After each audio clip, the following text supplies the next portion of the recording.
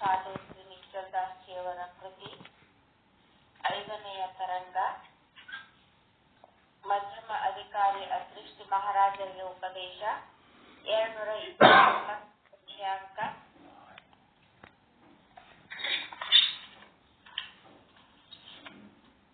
ಮಿಥ್ಯಾ ದುಃಖದ ನಾಶವು ಮಿಥ್ಯವಾದ ಉಪಚಾರದಿಂದಲೇ ಆಗುತ್ತದೆ.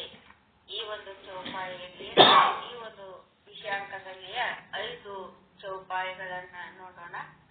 ಜೋ ಮಿಥ್ಯಾ ವೈತೈಸಿಕ ವೇದ ಕೈಸೆ ಕರಹಿ ಭವ ದುಃಖ ಛೇದ ಯಾಕೋ ಅಪ ಉತ್ತರ ಸುನೀಲಿ ಜೈ ಮಿಥ್ಯಾ ದುಃಖ ಮಿಥ್ಯಾ ದೇಖಿ ಜೈ ವೇತರು ಗುರು सत्य जो है तो मिथ्या भव दुख नहीं खोवै या मैं एक दृष्टांत सुनाऊं जाके तव संदेह न साऊं सुरपति इंद्र स्वर्ग में जैसो प्रबल प्रताप भूप एक ऐसो भीम समान सूर बहु तेरे तिनके जहूं ढाडेरे केरे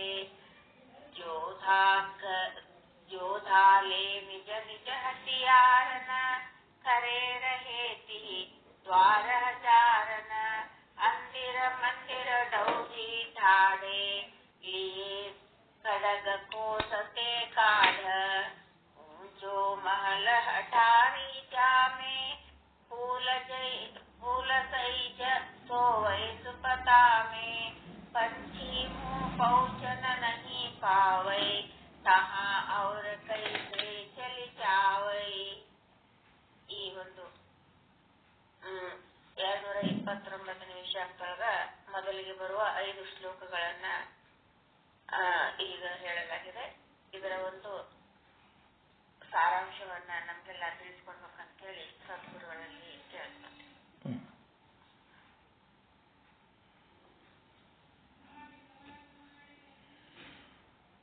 ಓಂ ಸದ್ಗುರು ಶ್ರೀ ಶುದ್ಧ ಬ್ರಹ್ಮಣೇ ನಮಃ.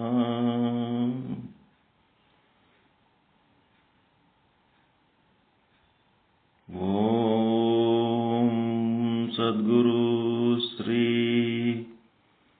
ಪಂಡಿತ ಪೀತಾಂಬರಜಿಯೇ ನಮಃ.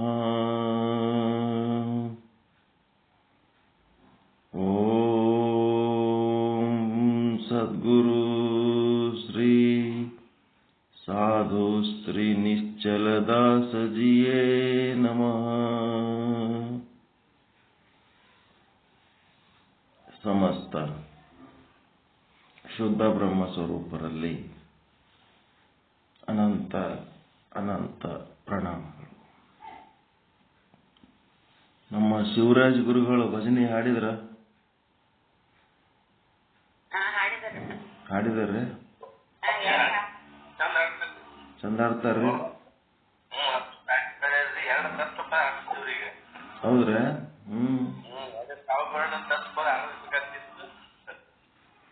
ಮತ್ತ ಈಗ ಒಂದು ಹಾಡ್ತಿರಲ್ಲ, ಹಾಡ್ತಾರಿದ್ರ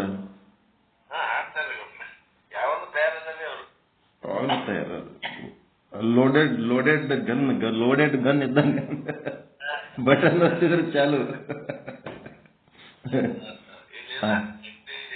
ಹಾಡ್ತೀರೇನ್ರಿ ಶಿವರಾಜ್ ಗುರುಗಳೇ?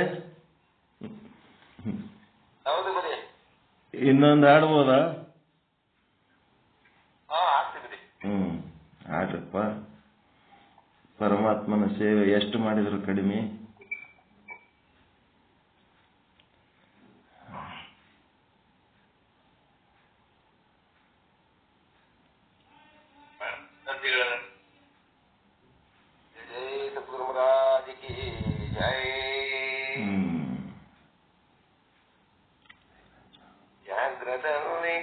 ಜಾಗೃತನಾಗೆ ಗುರುವಿನಂಗ್ರಿಯ ಬಂದು ಶೀಘ್ರದಿಂದ ದಾಂಟಿಸುವನು ಭವದ ಸರದಿಯ ಗುರುವೋ ಭವದ ಸರದಿಯ ಮುರುಗದ ಫಲವಾಗಿಣಿಯು 6 ಮಾಸವೋ ಕಾಯ್ದು ಆರಿಪೋದು ದೆನಿತು ಸಾರ ಒರಿಯದ ಪರಿ ಜಾಗ್ರದಲ್ಲಿ ಜಾಗ್ರನಾಗಿ ಗುರುವಿನ ಅಂಗ್ರಿಯ ಬಂದು ಶೀಘ್ರದಿಂದ ದಾಟಿಸುವನು ಭವದ ಸರದಿಯ.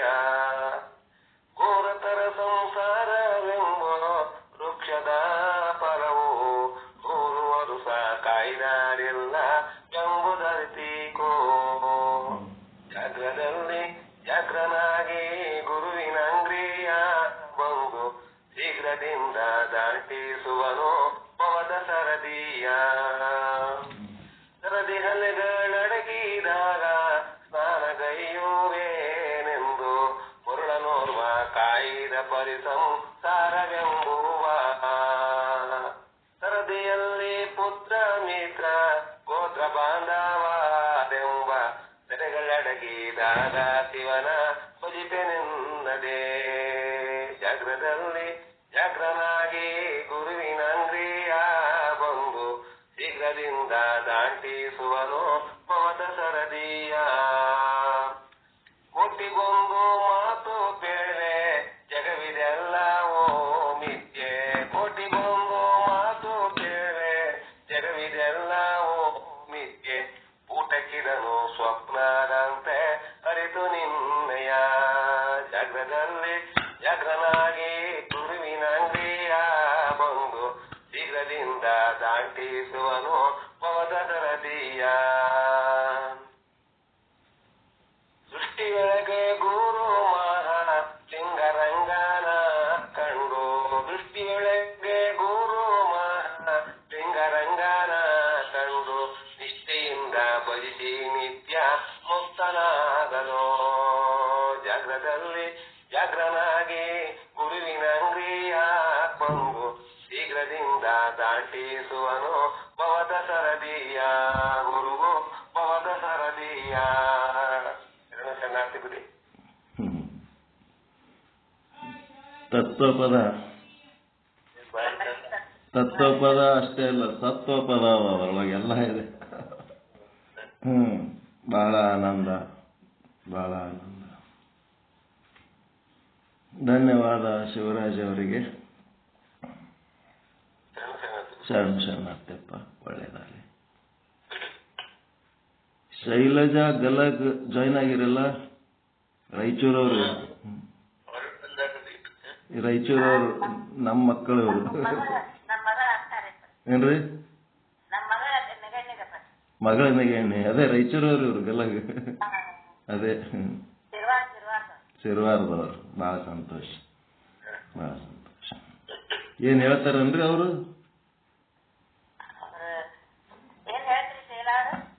ಏನ್ ಹಾಡ್ತಿದ್ರ ಹೇಳ್ತಿದ್ರ? ಹೇಳ್ರಿ, ಪರಿಚಯ ಮಾಡ್ಕೋರಿ.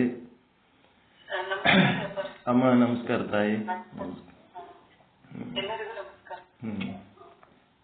ಎಲ್ಲಿ ಸಿರ್ವಾರದಾಗೆ ಇರ್ತೀರಾ? ಮತ್ತೆ ಇಲ್ಲ ಅಂಬರೀಷ್, ಮಹಾದೇವ, ವಿಶ್ವನಾಥ ಇವರೆಲ್ಲ ಅದಾರಲ್ಲ, ಇವರು ಗಲಗ್ ಅದವ್ರೆ ಅದಾರಲ್ಲ, ಇವ್ರೇನ್ ನಿಮ್ ಪರಿಚಯ ಆಗ್ಬೇಕಾ ಏನು? ಗಲಗಿನ ಸಿದ್ದಣ್ಣ ಪರಿಚಯ ಇಲ್ಲ ಅಂದ್ರೆ? ಆಯ್ತಾಯ್ತು. ಸಿರ್ವಾರ ಅಂಬರೀಷ್ ಅವರೆಲ್ಲರೂ ಅದೇ ಫ್ಯಾಮಿಲಿ.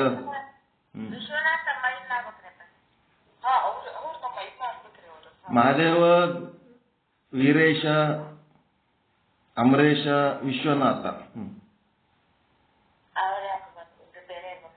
ಹೌದ್ರಿ. ಇವ್ರು ವಿಶ್ವನಾಥ್ ಅವ್ರು ಏನ್ ಮಾಡ್ತಾರ್ರಿ ನಿಮ್ಮ ಮೈದನ? CA ಇಲ್ಲಿ ಮಾಡ್ತಾರಲ್ಲ, ಇಲ್ಲಿ ಮಾಳೇಶ್ವರ ಚೌಕ್ ಒಳಗೆ. ಅದು ಹೇಳಿರಿ ಕರೆಕ್ಟ್. ಇವ್ರು ವಿಶ್ವನಾಥ್ ಬೇರೆ, ಆ ವಿಶ್ವನಾಥ್ ಬೇರೆ, ಇವ್ರು ಬೇರೆ. Okay, right. ಸಂತೋಷ. ಏನ್ ಮಾತಾಡ್ತಿದ್ರು ಮಾತಾಡ್ರಿ, ಹಾಡ್ತಿದ್ರು ಹಾಡ್ರಿ, ಪರಿಚಯ ಮಾಡ್ಕೊಂಡ್ರಿ. ಧನ್ಯವಾದ. ಆಯ್ತು. ಸುಮ್ನೆ ಕೇಳ್ಕೋತೀರ್ರಿ. ಕೇಳ್ಕೊತಿದ್ದಾಗ ಒಳಗೆ ತಾನೇ ತಯಾರಾಗ್ತದ ಹೇಳಕ್. ದಿನ 2 ಹೊತ್ತು ಇರ್ತದ. ನಿಮ್ಗೆ ಯಾವಾಗ ಅನುಕೂಲ ಆಗ್ತದ ಜಾಯಿನ್ ಆಗ್ರಿ. ಲಕ್ಷ್ಯ ಎಲ್ಲ ಇಲ್ಲೇ ಇಟ್ಕೊಂಡು ನಿಮ್ ಕೆಲಸಗಳೆಲ್ಲ ಮಾಡ್ಕೋತೀರಿ. ಯಾವಾಗ ಫ್ರೀ ಇರ್ತೀರಿ ಜಾಯಿನ್ ಆಗಿ. ಒಳಗೆ ಆಧ್ಯಾತ್ಮ ಜ್ಞಾನ ತುಂಬ್ಕೊಂಡ್ಮೇಲೆ ಅದು ಸಿಂಟೆಕ್ಸ್ ಟ್ಯಾಂಕ್ ತುಂಬಿದ ಮೇಲೆ ಅದು ಹೊರಗೆ ಬರಬೇಕಲ್ಲ, ಬರ್ತು. ಅದು ಬಂದಾಗ ನೀವು ಗುರುಮಾತೆ ಆಗಿರ್ತೀರಿ. ಎಲ್ಲ ಆಗ ತನಕ ಕಾಯ್ಬೇಕಷ್ಟೇ. ಆಗ್ಲಿ, ಒಳ್ಳೇದಾಗಲಿ. ನಮಸ್ಕಾರ ತಾಯಿ, ನಮಸ್ಕಾರ, ಒಳ್ಳೇದಾಗಲಿ. ಇದು ಜಾಸ್ತಿ ಅವರು ನಮ್ಮ ಗ್ರೂಪಿಗೆ ಬಂದು ಮತ್ತೆ ಸಂತೋಷ ಆಯ್ತು. ನಾವು ನಮ್ಮ ಗೆಳೆಯರು ಕೂಡ ಕರ್ಕೊಂಡ್ ಬಂದ್ರಿ. ಈ ಒಂದು ಅಧ್ಯಾತ್ಮ ಜ್ಞಾನ, ಈ ಒಂದು ಬ್ರಹ್ಮಜ್ಞಾನವನ್ನ ಎಲ್ಲರೂ ತಿಳ್ಕೊಳ್ಳೋಕೆ ಪ್ರಯತ್ನ ಪಡ್ನು. ತಾವು ಮತ್ತೆ ಯಾರಿದ್ರು ಕೂಡ ಕರ್ಕೊಂಡ್ ಬರೋಕೆ ಪ್ರಯತ್ನ ಮಾಡಿವಿ. ಹೃತ್ಪೂರ್ವಕವಾಗಿ ಸ್ವಾಗತ. ಇವ್ರು ನಮ್ಮ ಕಲ್ಯಾಣಪ್ಪ ಏಳಿಗೆ ಅವರತ್ತ ನಮ್ಮ ಪೀಠದ ಧರ್ಮಾಧಿಕಾರಿಗಳ್ರಿ. ಅವರು ಬಾಗಲಕೋಟ್ನಾಗ ಇರ್ತಾರ. ಪರಿಚಯ ಮಾಡ್ಕೊಂಡಿರಿ. ಅವರು ಪೊಲೀಸ್ ಸಬ್ ಇನ್ಸ್ಪೆಕ್ಟರ್ ರಿಟೈರ್ ಆಗ್ಯಾರ. ಭಾಳ ಮಂದಿ ಚಲೋ ಚಲೋ ಮಂದಿ ಅದಾರ ನಮ್ಮದ್ರಾಗೆಲ್ಲ. ಸಂತೋಷ. ನಮಸ್ಕಾರ. ಒಳ್ಳೆಯದ.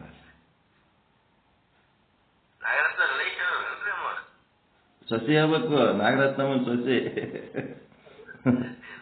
ಮಗಳ ನಗೇನಿ.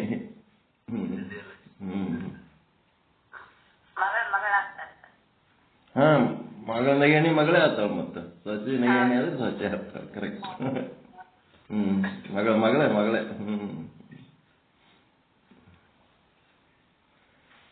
ಶಿವಾಯ ನಮಃ.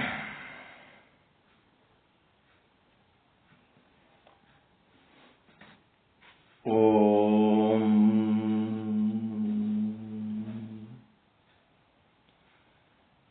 ಶ್ರೀ ವಿಚಾರ ಸಾಗರ ಸಾಧು ನಿಶ್ಚಲ್ ದಾಸ್ಜಿಯವರ ಕೃತಿ.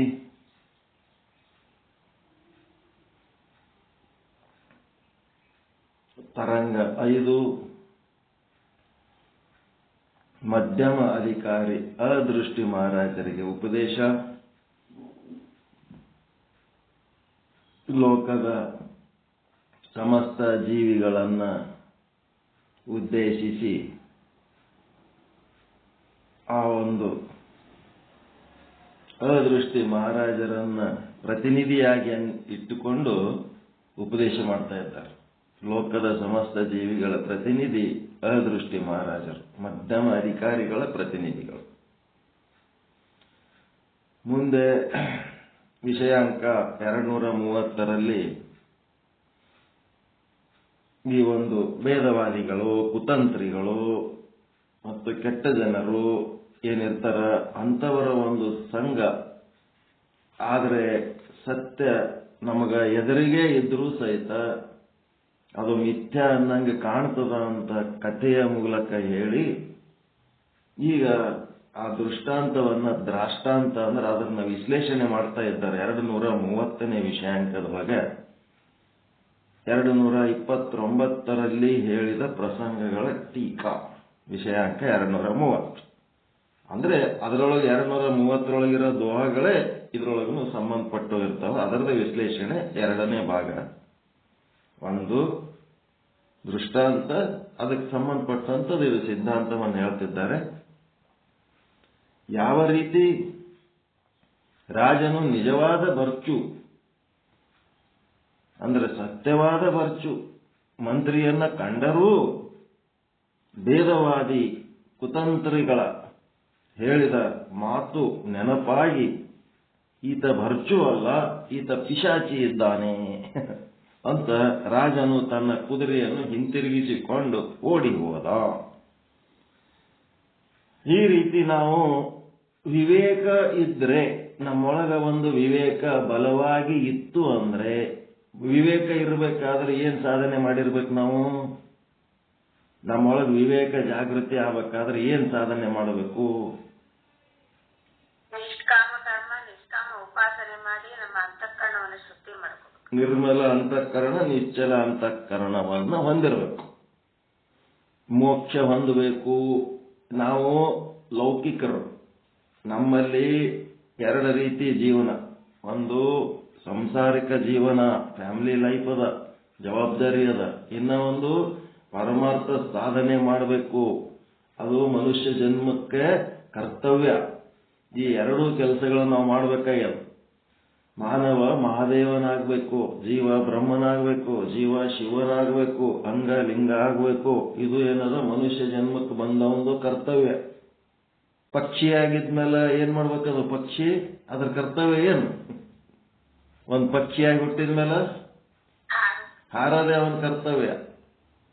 ಒಂದು ಮೀನು ಈಜದೆ ಅದರ ಕರ್ತವ್ಯ. ಒಂದು ನಾಯಿ ಸಾಕಿರಿ, ಅದು ಸುಮ್ಮ ಉಂಡು ಮಕ್ಕೊತ್ತಂದ್ರ ಬೊಗಳದೆ ಅದರ ಕರ್ತವ್ಯ. ಬೆಕ್ಕ ಸಾಕಿರಿ, ಸುಮ್ಮ ಉಂಡು ಮಕ್ಕೊತ್ತಿತ್ತಂದ್ರ ಇಲಿ ಹಿಡಿಯದೆ ಅದರ ಕರ್ತವ್ಯ. ಈ ರೀತಿ ಮನುಷ್ಯ ಜನ್ಮದ ಕರ್ತವ್ಯ ಏನದಂದ್ರ ಜೀವನಾಗಿ ಬಂದು ಶಿವನಾಗಿ ಹೋಗುವುದು, ಅಂಗವಾಗಿ ಬಂದು ಲಿಂಗವಾಗಿ ಹೋಗುವುದು, ಜೀವ ಬ್ರಹ್ಮನಾಗಬೇಕು, ಉನ್ನತೀಕರಣ ಆತ್ಮೋನ್ನತಿ ಮಾಡ್ಕೋಬೇಕು.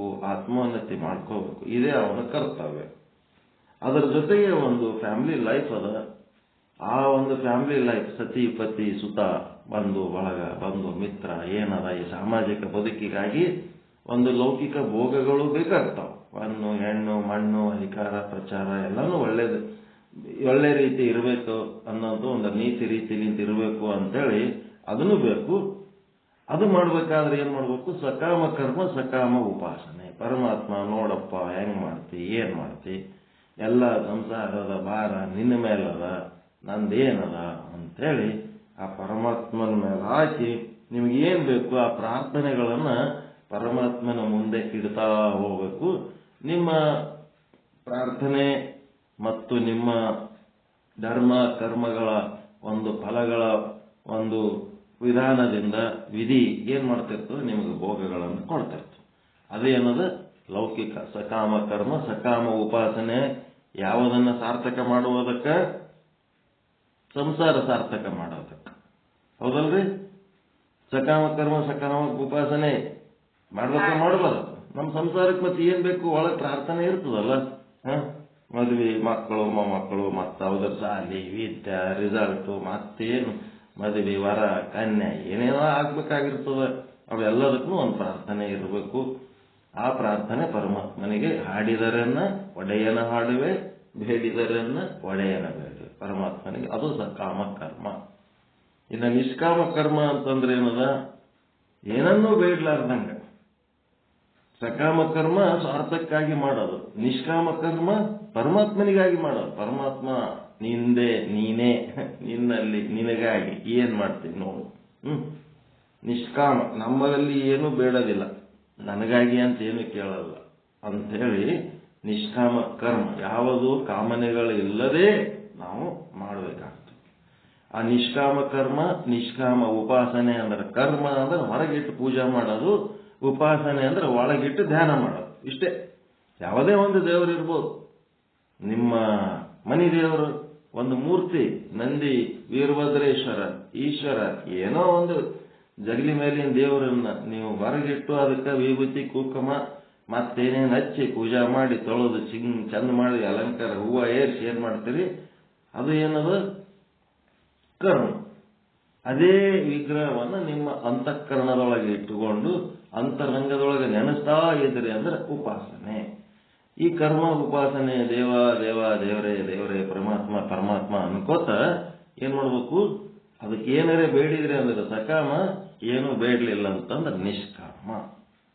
ಮತ್ತೆ ಈಗ ಇದ್ರಾಗ ಹೇಳ್ರಿ, ಈಗ ಲಿಂಗಾರ್ಚನೆ ಜಂಗಮಾರ್ಚನೆ ಅದಲ್ಲ. ಲಿಂಗಾರ್ಚನೆ ಒಳಗೆ ಏನದ? ಜಂಗಮಾರ್ಚನೆ ಒಳಗೆ ಏನದ? ಸಕಾಮ ಎದ್ರಾಗದ, ನಿಷ್ಕಾಮ ಯಾವ್ದ್ರಾಗದ? ಲಿಂಗಾರ್ಚನೆ ಒಳಗೆ ಸಕಾಮ ಅದ, ಫಲ ಉಂಟು, ಪದ ಉಂಟು, ಎಲ್ಲ ಅದ ಅದ್ರೊಳಗ. ಲಿಂಗ ಈಗ ನೀವು ಏನೆಲ್ಲ ಬೇಡ್ಬೋದು, ಕೊಡ್ತಾನ, ಏನೆಲ್ಲ ಮಾಡ್ತಾನ. ಆದ್ರ ಜಂಗಮಾರ್ಚನೆ ಒಳಗ ಫಲವಿಲ್ಲ, ಪದವಿಲ್ಲ. ಗೊತ್ತದ ಇಲ್ಲ ವಚನ? ಅಲ್ಲೇನದ? ಮೋಕ್ಷ. ಜಂಗಮಾರ್ಚನೆಯಿಂದ ಮೋಕ್ಷ, ಲಿಂಗಾರ್ಚನೆಯಿಂದ ಭೋಗ.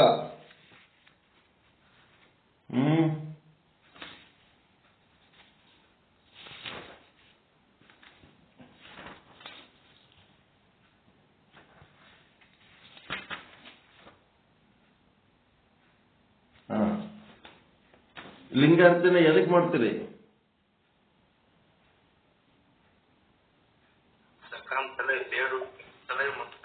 ಲಿಂಗಾರ್ಚನೆಯ ಉದ್ದೇಶ ಏನಂತ ಹೇಳ್ತಾರೆ ಬಸವಣ್ಣವರು? ಏನ್ರಿ? ಎದಕ್ ಮಾಡ್ತೀನಪ್ಪ ಅಂತಂದ್ರೆ ಲಿಂಗಾರ್ಚನೆಯ ಮಾಡುವೆನಯ್ಯ ಜಂಗಮ ಎನ್ನ ಮಠಕ್ಕೆ ಬರಲೆಂದು. ಜಂಗಮರು, ಜ್ಞಾನಿಗಳು, ಮಹಾತ್ಮರು ನನ್ನ ಮಠ ಅಂದ್ರೆ ನನ್ನ ಮನೆಗೆ ಬರಲಿ. ಸುಮ್ಮನೆ ಬರ್ತಾರೇನೋ ಅವ್ರು? ಪುಣ್ಯ ಇದ್ದವ್ರ ಮನೆಗೆ ಬರ್ತಾರೆ. ಸುಮ್ಮನೆ ಯಾರ ಮನೆಗೆ ಬೇಕು ಅವ್ರ ಮನೆಗೆ ಬರ್ತಾರೇನೋ ಅವ್ರು? ಅವ್ರೇನ್ ಬೇಕ ನಾಯ ಮನೆಗೆ ಬರ್ಲಕ್ಕ? ಪುಣ್ಯ ಇದ್ದವ್ರ ಮನೆಗೆ ಬರ್ತಾರೆ. ಲಿಂಗಾರ್ಚನೆ ಮಾಡುವೆನಯ್ಯ ಜಂಗಮವು ಎನ್ನ ಮಠಕ್ಕೆ ಬರಲೆಂದು. ನೋಡಿ, ಲಿಂಗಾರ್ಚನೆ ಉದ್ದೇಶ ಗೊತ್ತಾಯ್ತಾ? ಮನೆಗೆ ಮಹಾತ್ಮರು ಬರಲಿ, ನಮ್ಮನ್ನು ಉದ್ಧಾರ ಮಾಡಲಿ ಅಂತೇಳಿ ಉದ್ದೇಶ ಇಟ್ಕೊಂಡು ಏನ್ ಮಾಡ್ಬೇಕು? ಜಂಗಮಾರ್ಚನೆ ಲಿಂಗಾರ್ಚನೆ ಮಾಡ್ತಾ ಇರ್ತೇನೆ. ಬರ್ಲಿ ಬರ್ಲಿ ಬರ್ಲಿ ಕೈಕ್ತಾ ಇದ್ದೆ. ಮಲ್ಲಪ್ಪ ಹುಲ್ಲೂರವರು ಗುರುಗಳು ಯಾವಾಗ ಬರ್ತಿರೋದು ಕೈಕೊತ್ತಿದ್ದೀನಪ್ಪ. ನೋಡ್ರಿ ಹೆಂಗ ಅದು. ಗುರುಗಳು ಬರೋ ತನಕ ಏನ್ ಮಾಡ್ಬೇಕು? ಲಿಂಗಾರ್ಚನೆ ಮಾಡ್ಕೋತಿರ್ಬೇಕು ಅಷ್ಟೇ. ಅದಕ್ಕೆ ಲಿಂಗಾರ್ಚನೆ ಮಾಡುವೆನಯ್ಯ ಜಂಗಮವೆನ್ನ ಮಠಕ್ಕೆ ಬರಬೇಕೆಂದು. ಒಂದು ವೇಳೆ ಲಿಂಗಾರ್ಚನೆ ಮಾಡುವ ಸಮಯದಲ್ಲಿ ಜಂಗಮ ಬಂದ, ಅವಾಗೇನಾಗ್ತದ? ಆ ಜಂಗಮವೆನ್ನ ಮಠಕ್ಕೆ ಬಂದಡೆ ಏನ್ ಮಾಡ್ಬೇಕು? ನಮ್ಮ ಯಜಮಾನ್ರು ಲಿಂಗ ಪೂಜೆ ಮಾಡ್ಕೊಳಕತ್ತಾರ, ಕುಂದರ್ರಲ್ಲಿ ಹೊರಗತ್ತೇಳಿ ಕುರ್ಚಿಯಾಗಿ ಕುಂದರ್ಸಿದ್ರ ಅಲ್ಲ, ಜೀವಂತ ಲಿಂಗಯ್ಯನೇ ಬಂದಿರ್ತಾನಲ್ಲಿ. ಲಿಂಗಾರ್ಚನೆ ಮಾಡು, ಜಂಗಮಾರ್ಚನೆ ಮಾಡುವೆನಯ್ಯ.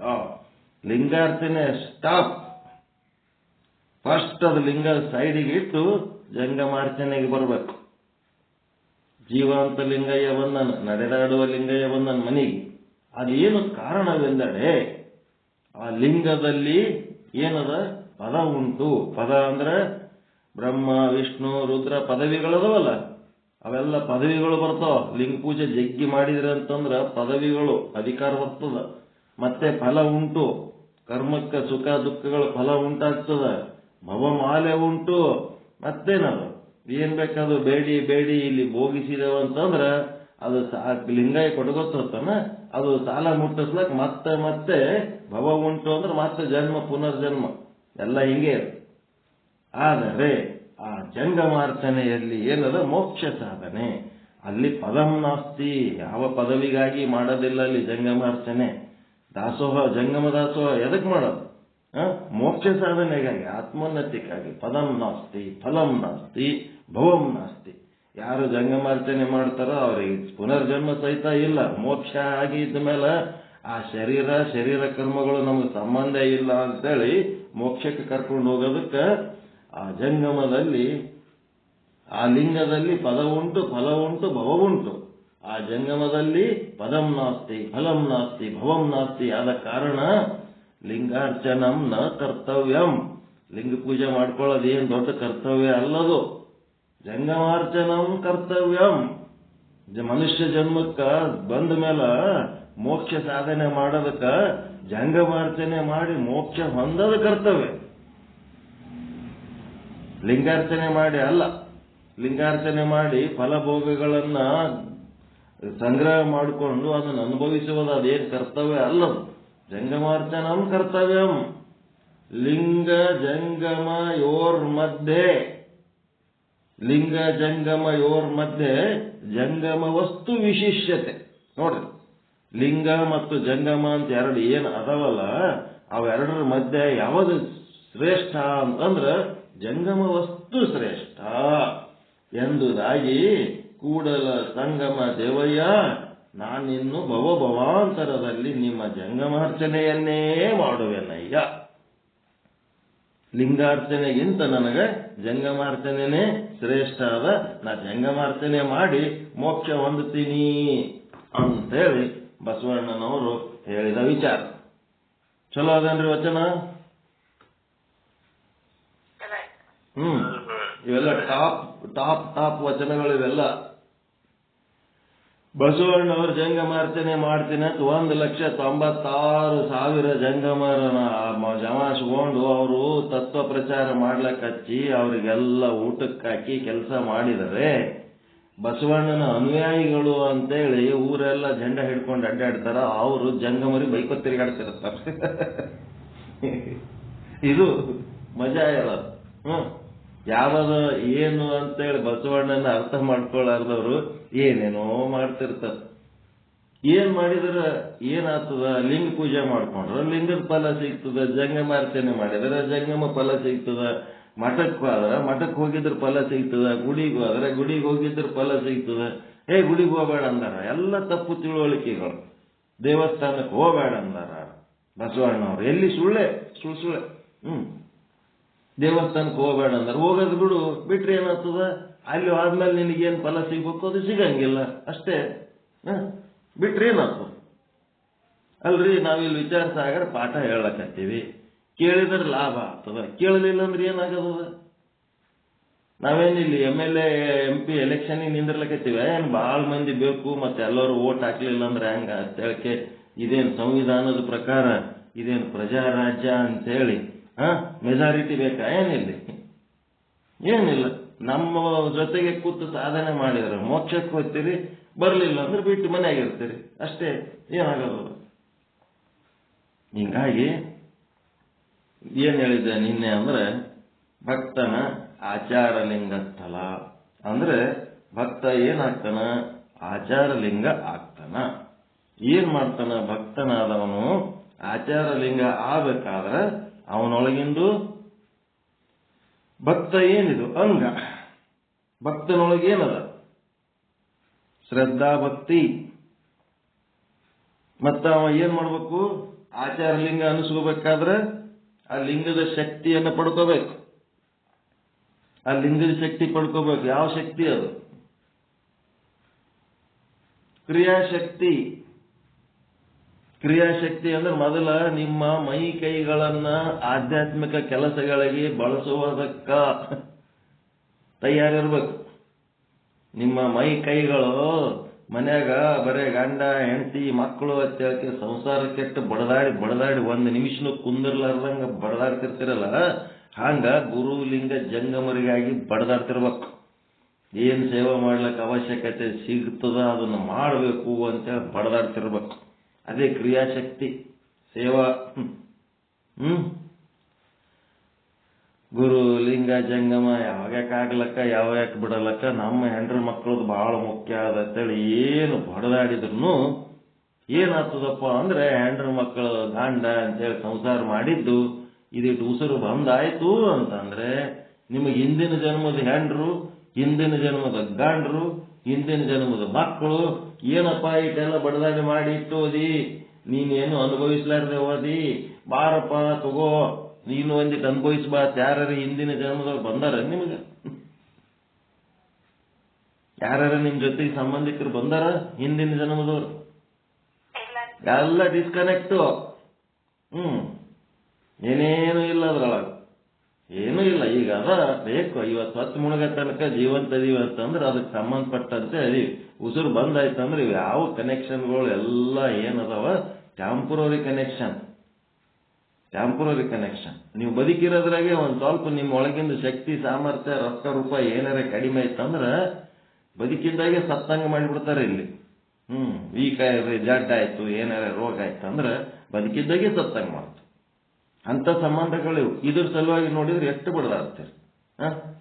ಇಲ್ಲಿ ನಿಶ್ಚಲ್ ದಾಸರು, ನಾವು, ನೀವು ಎಲ್ಲರೂ ಒಬ್ರಿಗೊಬ್ರು ಪಾಠ ಹೇಳೋಕೆ ಏನು ಕಲ್ತೀವಲ್ಲ, ಇದು ಇದೇ ಜನ್ಮದಾಗ ಕಲ್ತದ್ದಲ್ಲ. ಇದು ಹಿಂದೆ ಎಷ್ಟೋ ಜನ್ಮದಾಗಿ ಸಾಧನೆ ಮಾಡಿ ಅರ್ಧಮರ್ಧ ಮಾಡಿ ಹೋಗಿರ್ತೀವಿ, ಅದನ್ನ ಪೂರ ಮಾಡ್ಲಕ್ ಮತ್ತೆ ಕೂಡಿ ಬಂದೀವಿ.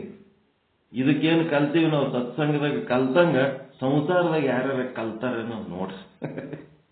ನಾವು ಹಿಂದಿನ ಜನ್ಮದವ್ರದಿರಿ, ಬರ್ತೀವಿ ಅಂತೇಳಿ ಯಾರ್ಯಾರ ಬಂದ್ರೆ ಕರ್ಕೊತೀರಿ ಅನ್ನೋದ್ರಾಗ. ಸತ್ಸಂಗದಾಗ ಹೆಂಗದು? ಎಲ್ಲರೂ ಹೆಂಗ್ ಬಂದೀವಿ ನಾವು? ಓಸು ಮಂದಿ ಕಲ್ತೀವಿ, ಜನ್ಮಾಂತರಕ್ಕೆ ಹಂಗೆ ಕಲಿತಾ ಇರ್ತೀವಿ. ನಾವು ಹೆಂಗೆ ಬರ್ತಿರ್ತೀವಿ, ನಮ್ಮ ಆಯುಷ್ಯ ಮುಗಿತಂದ್ರೆ ಹೋಗ್ತಿರ್ತೀವಿ, ಮಾತು ಬರ್ತಿರ್ತೀವಿ. ಈ ಕೆಲಸ ಕಂಪ್ಲೀಟ್ ಮಾಡೋದು ನಮ್ಮ ಬಿಟ್ಟರೆ ಜಗತ್ನಾಗ ಮತ್ತಿನ್ಯಾರು ಮಾಡಲ್ಲ. ನಮ್ಮ ಕರ್ತವ್ಯಗಳು ಏನು ಹಾಗೆ ಅಲಾಟ್ ಈಶ್ವರ ಕೊಟ್ಟ ಕಳಿಸನ ಅವು ನಾವು ಮಾಡಲೇಬೇಕು. ನಮ್ಮ ಬಿಟ್ಟರೆ ಮತ್ತಾರು ಮಾಡಂಗಿಲ್ಲ. ಒಂದು 100 ಜನ್ಮ ಕೋಟಿ ಜನ್ಮ ಎತ್ತಿ ಬಂದ್ರು ನಾವೇ ಮಾಡ್ಬೇಕು.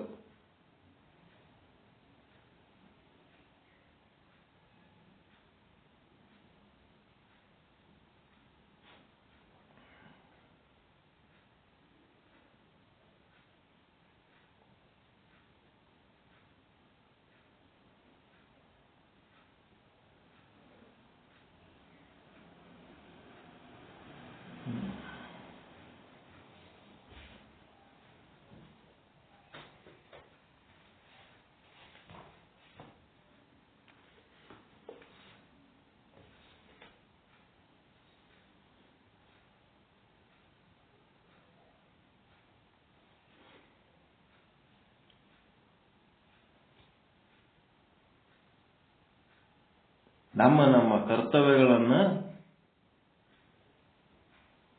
ಯಾರು ಮಾಡಬೇಕು? ನಾವೇ ಮಾಡಬೇಕು, ಬೇರೆ ಯಾರು ಮಾಡೋಕ್ಕಾಗಲ್ಲ. ಎಷ್ಟು ಜನ್ಮ ಎತ್ತಿ ಬಂದರೂ ನಿಮ್ಮ ಕರ್ತವ್ಯ ನೀವೇ ಮಾಡಬೇಕು. ಹಿಂಗಿದ್ದಾಗ ಇಲ್ಲಿ ಈ ವಾಕ್ಯ ಹೆಂಗ್ ಬರಿಬೇಕು? ಭಕ್ತ ಅಂಗನು ತನ್ನಲ್ಲಿರುವ ಶ್ರದ್ಧಾ ಭಕ್ತಿಯನ್ನ ಬಳಸಿಕೊಂಡು ಏನ್ ಮಾಡಬೇಕು? ಕ್ರಿಯಾಶಕ್ತಿಯನ್ನಾಗಿ ಮಾರ್ಪಡಿಸಿ, ಭಕ್ತಿಯನ್ನ ಏನ್ ಮಾಡಬೇಕು? ಶಕ್ತಿ ಮಾಡಬೇಕು. ಮಾಡ್ಕೊಂಡು ಏನಾಗಬೇಕಾತ? ಆಚಾರಲಿಂಗ ಆಗ್ಬೇಕು. ಭಕ್ತ ಆಚಾರಲಿಂಗ ಆಗ್ಬೇಕು. ಭಕ್ತ ಆಚಾರಲಿಂಗ ಆಗ್ಬೇಕು. ತನ್ನೊಳಗಿನ ಶ್ರದ್ಧಾ ಭಕ್ತಿಯನ್ನ ಕ್ರಿಯಾಶಕ್ತಿಯನ್ನಾಗಿ ಪರಿವರ್ತನೆ ಮಾಡ್ಕೋಬೇಕು. ತನ್ನೊಳಗಿನ ಶ್ರದ್ಧಾ ಭಕ್ತಿಯನ್ನ ಕ್ರಿಯಾಶಕ್ತಿಯನ್ನಾಗಿ ಪರಿವರ್ತನೆ ಮಾಡ್ಕೋಬೇಕು. ಈಗ ನೀವು ಆಕ್ಟಿವ್ ಆಗಿ ನಿಮ್ಮ ಮೈ ಕೈಗಳನ್ನು ಬಳಸಿ ದೇವರದ ಗುರುಲಿಂಗ ಜಂಗಮರ ಸೇವೆ ಮಾಡೋದು ಮಂದಿ ಯಾರ್ಯಾರು ಮಾಡ್ಲಕ್ಕಾಗ್ತದೇನ್ರಿ?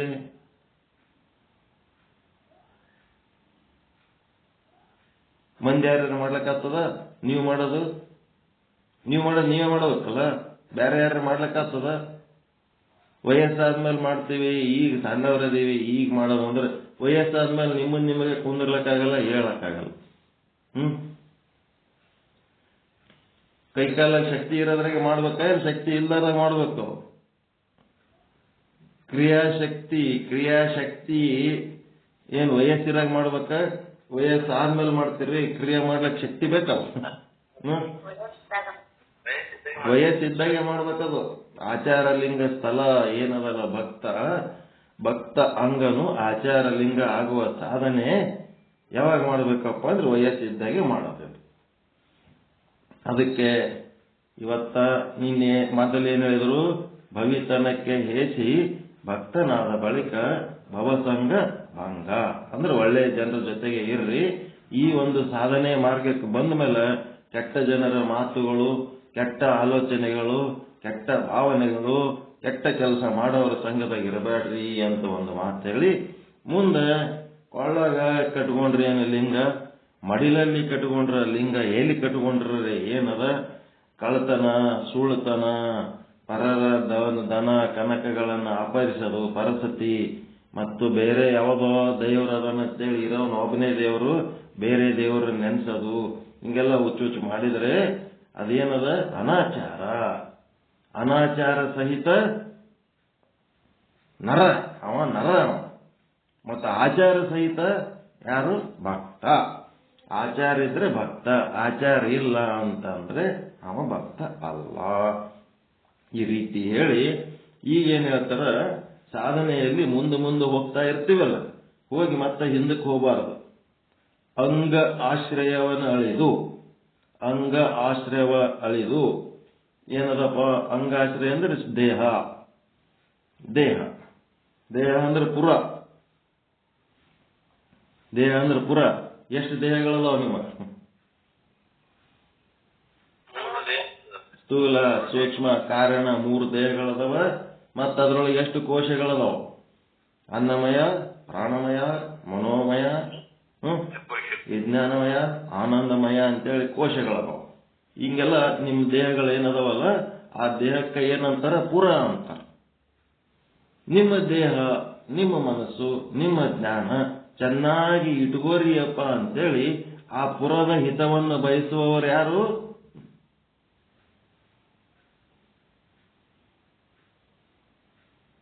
ಪುರದ ಹಿತವನ್ನು ಬಯಸುವವರಿಗೆ ಏನಂತಾರ? ಪುರೋಹಿತರು ಅಂತಾರ. ಪುರ ಅಂತಂದ್ರೆ ಏನು? ನಿಮ್ಮ ದೇಹ ಇಂಥದ್ದು ತಿನ್ನಬೇಡಪ್ಪ, ಇಂಥದ್ದು ಕುಡಿಬೇಡ, ಆರೋಗ್ಯ ಚೆನ್ನಾಗಿರಂಗಿಲ್ಲ, ಮನುಷ್ಯನಾಗ ಇಂಥವೆಲ್ಲ ಕೆಟ್ಟ ಆಲೋಚನೆ ಇಟ್ಕೋಬೇಡ, ಸಮಾಧಾನ ಇರಂಗಿಲ್ಲ, ದೇವರನ್ನ ಮರಿಬೇಡ, ದೇವರನ್ನ ನೆನೆಸ್ಕೋತಿರಪ್ಪ. ಪುರೋಹಿತರು ಇದೇ ಹೇಳ್ತಿರ್ತಾರ.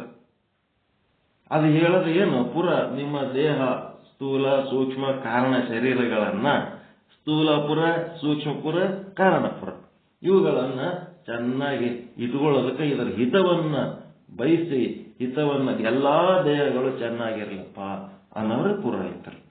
ಸುಮ್ಮನೆ ಪುರೋಹಿತ ಶಾಹಿ ಅಂತೇಳಿ ಹುಚ್ಚು ಹೋದರಾಡ್ತಿರ್ತಾವ. ಅವ್ರ ಶರೀರದ ಬಗ್ಗೆ ಅವ್ರಿಗೆ ಕಾಳಜಿ ಮಾಡೋರಿಗೆ ಹಂಗೆ ಮಾತಾಡ್ಕೊತೀರಿ ಹೇಳು. ಅದು ಅರ್ಥನೇ ಗೊತ್ತಿಲ್ಲ ಅವ್ರಿಗೆ, ಸುಮ್ಮ ಒದರಡದಂಗೆ.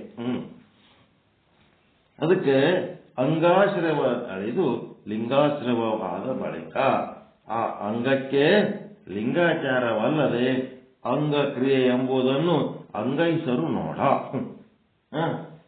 ಈಗ ನೀವು ಲಿಂಗ ಅಂತಂದ್ಮೇಲೆ ಲಿಂಗಕ್ಕೆ ಹುಟ್ಟು ಸಾವು ಅದ ಏನ್ರಿ? ಲಿಂಗದಾಗ ಪಾಪ ಪುಣ್ಯ ಅದ, ಲಿಂಗದಾಗ ಸುಖ ದುಃಖ ಅದ, ಲಿಂಗದಾಗ ಗಮನಾಗಮನ ಅದ, ಏನದ ಲಿಂಗದಾಗ? ಅಂಗದಾಗ ಅವೆಲ್ಲ ಅದಾವ. ನಿಮ್ಮ ದೇಹಕ್ಕ ಹುಟ್ಟು ಸಾವು ಆದ, ಅದರದ್ದು ಸುಖ ದುಃಖ ಆದ, ಪಾಪ ಪುಣ್ಯ ಆದ, ಗಮನಾಗಮನ ಆದ, ಮತ್ತೇನೇನದಾವ ಅವೆಲ್ಲ ಅಷ್ಟು ಏನದಾವ ಅಂಗಕ್ಕದಾವ. ನೀವು ಯಾವಾಗ ಅಂಗಭಾವ ಕಳೆದು ಲಿಂಗಭಾವಿಗಳಾಗಿ ನಾ ಹುಟ್ಟವಲ್ಲ, ಸಾಯವಲ್ಲ, ನಾ ಸುಖಿನೂ ಅಲ್ಲ, ದುಃಖಿನೂ ಅಲ್ಲ, ನಾನು ಪಾಪ ಮಾಡಿದವನು ಅಲ್ಲ, ಪುಣ್ಯ ಮಾಡಿದವನು ಅಲ್ಲ, ನಾ ಬರೋವನು ಅಲ್ಲ, ನಾ ಹೋಗವನು ಅಲ್ಲ, ನಾನು ಎಲ್ಲ ಕಾಲದಲ್ಲಿ ಇರೋವನು ಅಂಥೇಳಿ ನಾನು ಶಾಶ್ವತವಾಗಿರೋವನು, ಎಲ್ಲ ಕಾಲ ಎಲ್ಲ ದೇಶದಲ್ಲಿರುವಂತ ಲಿಂಗಯ್ಯ ನಾನು. ಎಲ್ಲ ಕಡೆ ಲಿಂಗಯ್ಯ ಆದನ ಅನ್ನೋದಕ್ಕೆ ಹೆಂಗ್ ಹೇಳ್ತೀರಿ? ಪರಮಾತ್ಮನ ಫಸ್ಟ್ ಆಕಾರ ಯಾವುದು? ನಿರಾಕಾರ ಪರಮಾತ್ಮ. ಅವ ಫಸ್ಟ್ ಯಾವ ಆಕಾರ ತಾಳೇನ?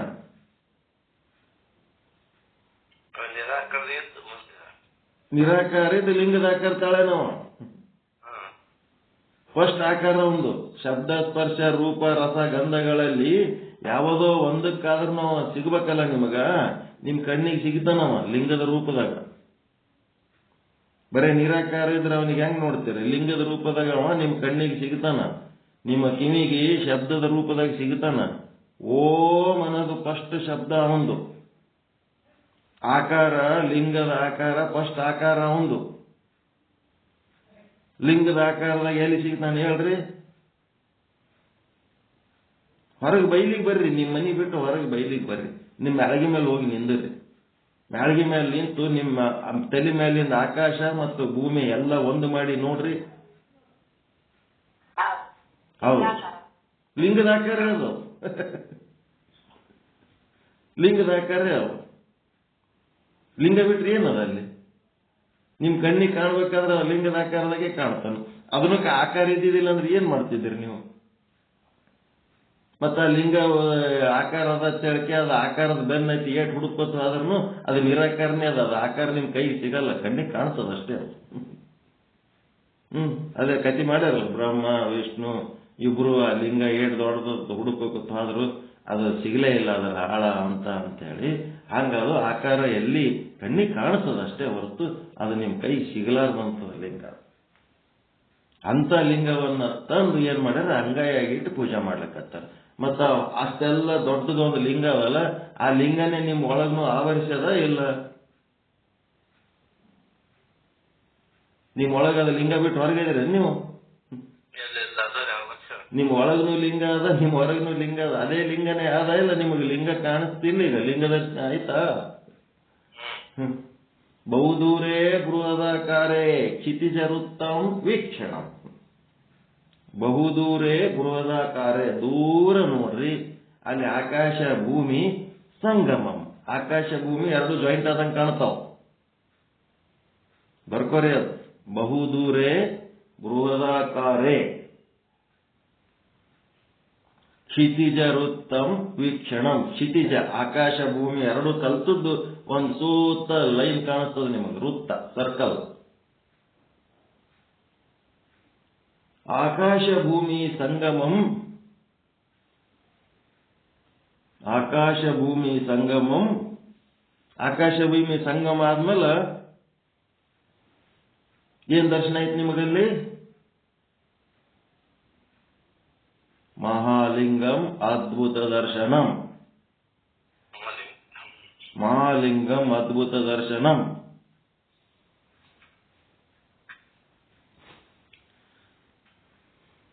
ಏನ್ ಹೇಳ್ರಿ ಇದು? ಓದ್ರಿ.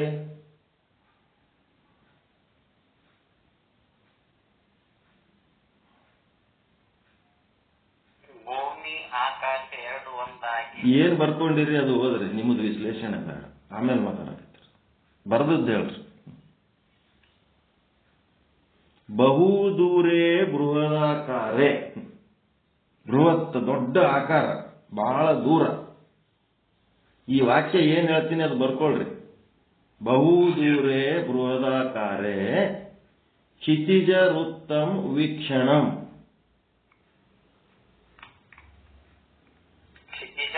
ವೃತ್ತ, ಕ್ಷಿತಿಜದ ವೃತ್ತ. ಕ್ಷಿತಿಜ ಅಂದ್ರೆ ಆಕಾಶ ಭೂಮಿ ಎರಡು ಕಲಿಸ್ತದ್ದು. ಅದು ಏನದ, ಸೂತ್ತ ಆಕಾಶ ಭೂಮಿ ಜಾಯಿಂಟ್ ಆದಂಗೆ ಕಾಣ್ತದದು ವೃತ್ತ. ಮಾಳಿಗೆ ಮೇಲೆ ಹೋಗಿ ನಿಂತು ನೋಡಿದ್ರೆ ಗೊತ್ತಾಗ್ತದ ನಿಮ್ಗೆ. ಆಕಾಶ ಭೂಮಿ ಎರಡು ಹಿಂಗೆ ಜಾಯಿಂಟ್ ಆಗಿ ಸೂತ್ತ ಜಾಯಿಂಟ್ ಆದಂಗೆ ಕಾಣಿಸ್ತದ. ತಲೆ ಮೇಲೆ ಒಂದು ತಂಬು ಅಂದ್ರೆ ಕಡಾಯಿ, ಡಬ್ಬ ಹಾಕಿದ ಕಡಾಯಿ ಇದ್ದಂಗೆ ಅದ ಅದು, ಲಿಂಗದ ಆಕಾರ. ಮೇಲೆ ಆಕಾಶದಾಗ ಕೆಳಗೆ ನೆಲ ಸಪಾಟ್ ಕಂಡಂಗೆ ಕಾಣಿಸ್ತದ. ಸಪಾಟ್ ಇಲ್ಲ, ಮೇಲದು ಕಡಾಯಿ ಇದ್ದಂಗೂ ಇಲ್ಲ. ಅದು ನಿರಾಕಾರನೇ ಅದ. ನಮ್ಮ ಕಣ್ಣಿಗೆ ಕಾಣೋದಕ್ಕದು ಆಕಾರ ಆಗಿ ತಾಳ್ಯದಷ್ಟೇ. ಜೀವಿಗಳ ಕಣ್ಣಿಗೆ ಅನುಭವಕ್ಕೆ ಬರಲಿ ಅಂತೇಳಿ ನಮ್ಮ ಉಪಕಾರಕ್ಕೆ ಒಂದು ಆಕಾರ ಆಗ್ಯದದು. ಅದು ಆಕಾರ ಕೇವಲ ಯಾರಿಗೆ ನೋಡ್ಲಿಕ್ಕೆ ಸಾಧ್ಯ? ಮನುಷ್ಯರಿಗೆ ಮಾತ್ರ ಅದು ನೋಡ್ಲಿಕ್ಕೆ ಸಾಧ್ಯ. ಬೇರೆ ಪ್ರಾಣಿಗಳು ಯಾವ ಲಿಂಗ ನೋಡ್ತಾವೇನ? ಇಲ್ಲ ರೀ. ಇದೇನದ, ಏನ್ ಬರ್ಕೊಂಡ್ರಿ? ಬಹುದೂರೇ ಬೃಹದಾಕಾರೇ ಕ್ಷಿತಿಜ ವೃತ್ತಂ ವೀಕ್ಷಣಂ. ಇದಾದ್ಮೇಲೆ ಮುಂದಿನ ಸಾಲು ಆಕಾಶ ಭೂಮಿ ಸಂಗಮಂ ಮಹಾಲಿಂಗಂ ಅದ್ಭುತ ದರ್ಶನಂ.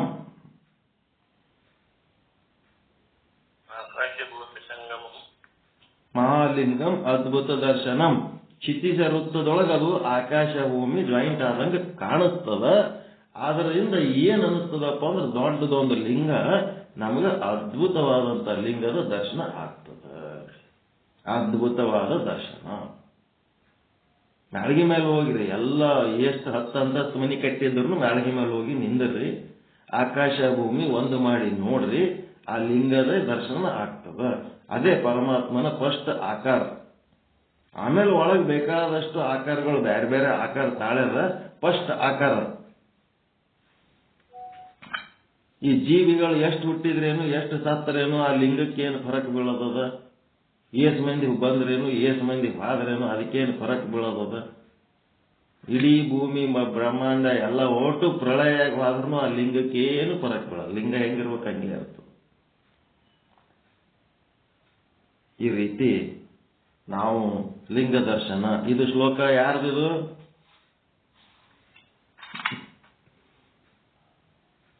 ಯಾರ ಶ್ಲೋಕ ಇದು?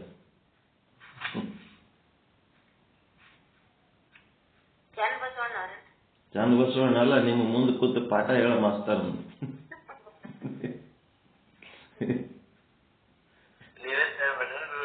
ಮತ್ತೆ ಯಾರು ನಿಶ್ಚಲ್ದಾಸಂದು ದೋಹ ಅಂತಂದ್ರೆ ಅತಿ ಗಂಭೀರವಾಗಿ ತಗೋತೀರಿ. ನಮ್ಮದ್ ನೋಡ್ರಿ ಹೆಂಗ್ ನಗ್ತೀರಿ ನೋಡಿ. ನೀವು ತಯಾರು ಮಾಡ್ರೆ.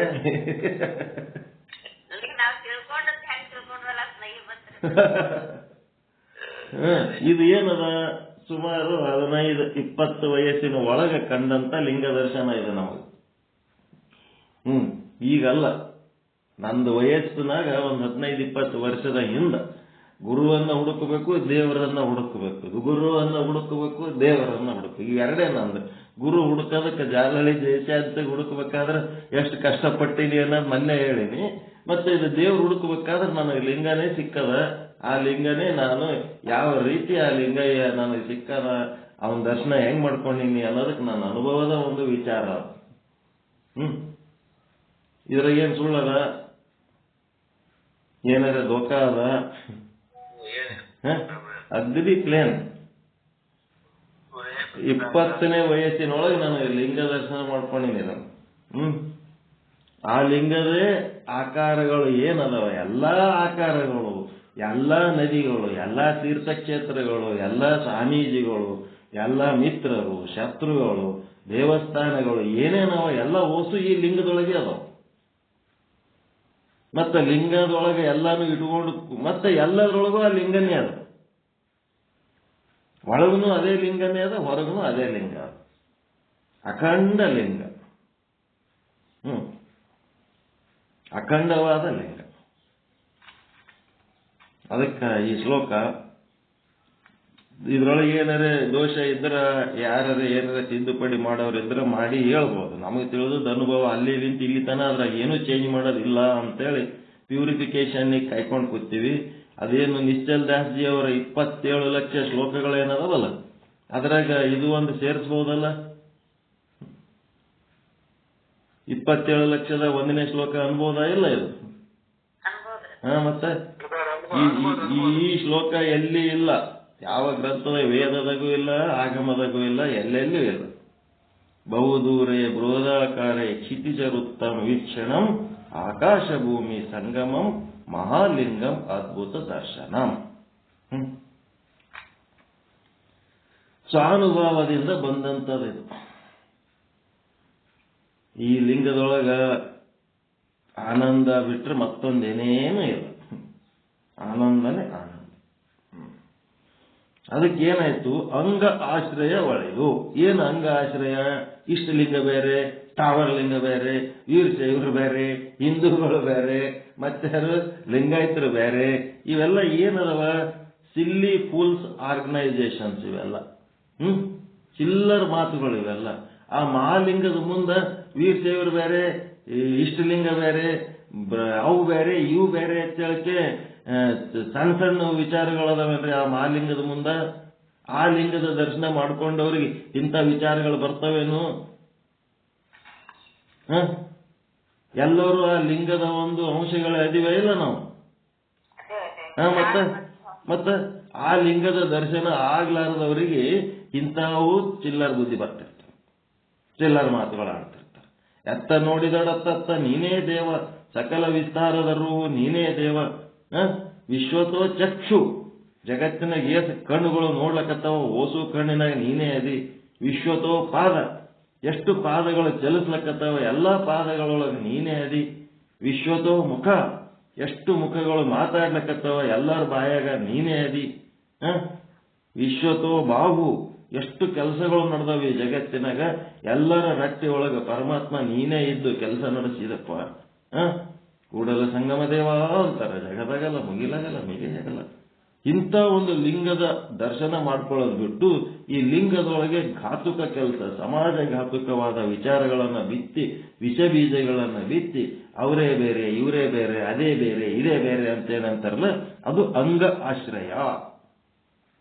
ಅಂಗಾಶ್ರಯಕ್ಕೆ ಬೆಲೆ ಏಟಿರ್ಬೇಕು ಅಟ್ಟೆ ಇರ್ತದೆ, ಬೆಂಕಿ ಹೆಚ್ಚ ಕೆಲಸ. ಲಿಂಗಾಶ್ರಯಕ್ಕೆ ಬರಬೇಕು. ಲಿಂಗಾಶ್ರಯಕ್ಕೆ ಬಂದು ಲಿಂಗದ ಆಚಾರಗಳಿರ್ಬೇಕು, ಅಂಗಾಚಾರಗಳು ಇರಬಾರ್ದು. ಅದು ಹೇಳ್ತಾರವ್ರು. ಅಂದ್ರೆ ಮುಂದೆ ಬಂದ ಮೇಲೆ ಹಿಂದಕ್ಕೆ ಹೋಗಬಾರ್ದು ಅನ್ನೋದಕ್ಕೆ ಏನದ? ಅದಕ್ಕೇನು ಶಬ್ದ ಬಳಸ್ತೀರಿ? ಅನುಪರತಿ. ಮುಂದೆ ಬಂದ್ಮೇಲೆ ಮತ್ತೆ ವಾಪಸ್ ಉಲ್ಟಾ ಹೊಡಿಬಾರದು. ಅದೇ ವಚನ. ಈ ವಚನದ ಅರ್ಥ ಏನದ? ಉಪರತಿ, ಉಪರಾಮ. ಒಮ್ಮ ನೀವು ಅಂಗ ಆಶ್ರಮವಳಿದು ಲಿಂಗಾಶ್ರಮವಾದ ಬಳಿಕ ಅಂಗಕ್ಕೆ ಲಿಂಗಾಚಾರವಲ್ಲದೆ ಅಂಗಕ್ರಿಯೆಗಳನ್ನು ಅಂಗೈಸರು ನೋಡ. ಶರಣರಿದ್ರಂದ್ರೆ ಮತ್ತೆ ಉಲ್ಟಾ ಹೊಡೆಯಂಗಿಲ್ಲ. ಸಮಾನತೆ ಸಮಾನತೆ ಅಂತೇಳಿ ಇದ್ದವ್ರು ಬಿದ್ದವ್ರಿಗೆ ಎಲ್ಲರಿಗೆ ಒಂದು ಮಾಡಿ ಈಗೇನ್ ಮಾಡ್ಲಕತ್ತಾರ? ಅನೇಕ ಮಾಡ್ಲಕತ್ತಾರ. ಏಕ ಮಾಡಿದವ್ರು ಅದೇ ಬಸವಣ್ಣನ ಅನುಯಾಯಿಗಳು ಈಗ ಅನೇಕ ಮಾಡ್ಲಕತ್ತಾರ. ಸಮಾಜವನ್ನ ಒಡೆದು ತುಂಡು ಮಾಡ್ಲಕತ್ತಾರ. ಹಂಗ ನಿಜ ಶರಣರು ಅಂತ ಕೆಲಸ ಮಾಡಂಗಿಲ್ಲ. ಒಂದು ಮಾಡಿದ ಮೇಲೆ ಒಂದಾಗೆ ನೋಡ್ತಾರೆ ಎಲ್ಲರಿಗೆ. ಅದಕ್ಕೆ ಅಂಗ ಬಿಟ್ಟು ಈ ಲಿಂಗಾಚಾರ ಬಿಟ್ಟು ಅಂಗಾಚಾರಕ್ಕೆ ಹೋಗಂಗಿಲ್ಲ. ಲಿಂಗದಲ್ಲಿ ನೈಷ್ಠಿಕವಂತನಾದ ಬಳಿಕ ಅನ್ಯ ನಾಮ ಬಿಡುದು ಬಳಲುವ ಬಳಲಿಕೆ ಎಲ್ಲಿ ಹೋದೋ? ಲಿಂಗದೊಳಗೆ ನಾವು ನಿಷ್ಠೆ ಆದ ಮೇಲೆ ಅಂಗದ ಒಂದು ದುಃಖ ಎಲ್ಲಿ ಬರ್ತದ? ಸುಖ ದುಃಖನೂ ಇಲ್ಲ, ಪಾಪ ಪುಣ್ಯನೂ ಇಲ್ಲ. ಲಿಂಗದಲ್ಲಿ ನೈಷ್ಠಿಕವಂತನಾದ ಬಳಿಕ ಅನ್ಯ ನಾಮ ಬಿಡಿದು ಬಳಲುವ ಬಳಲಿಕೆ ಎಲ್ಲಿಯುವುದೋ?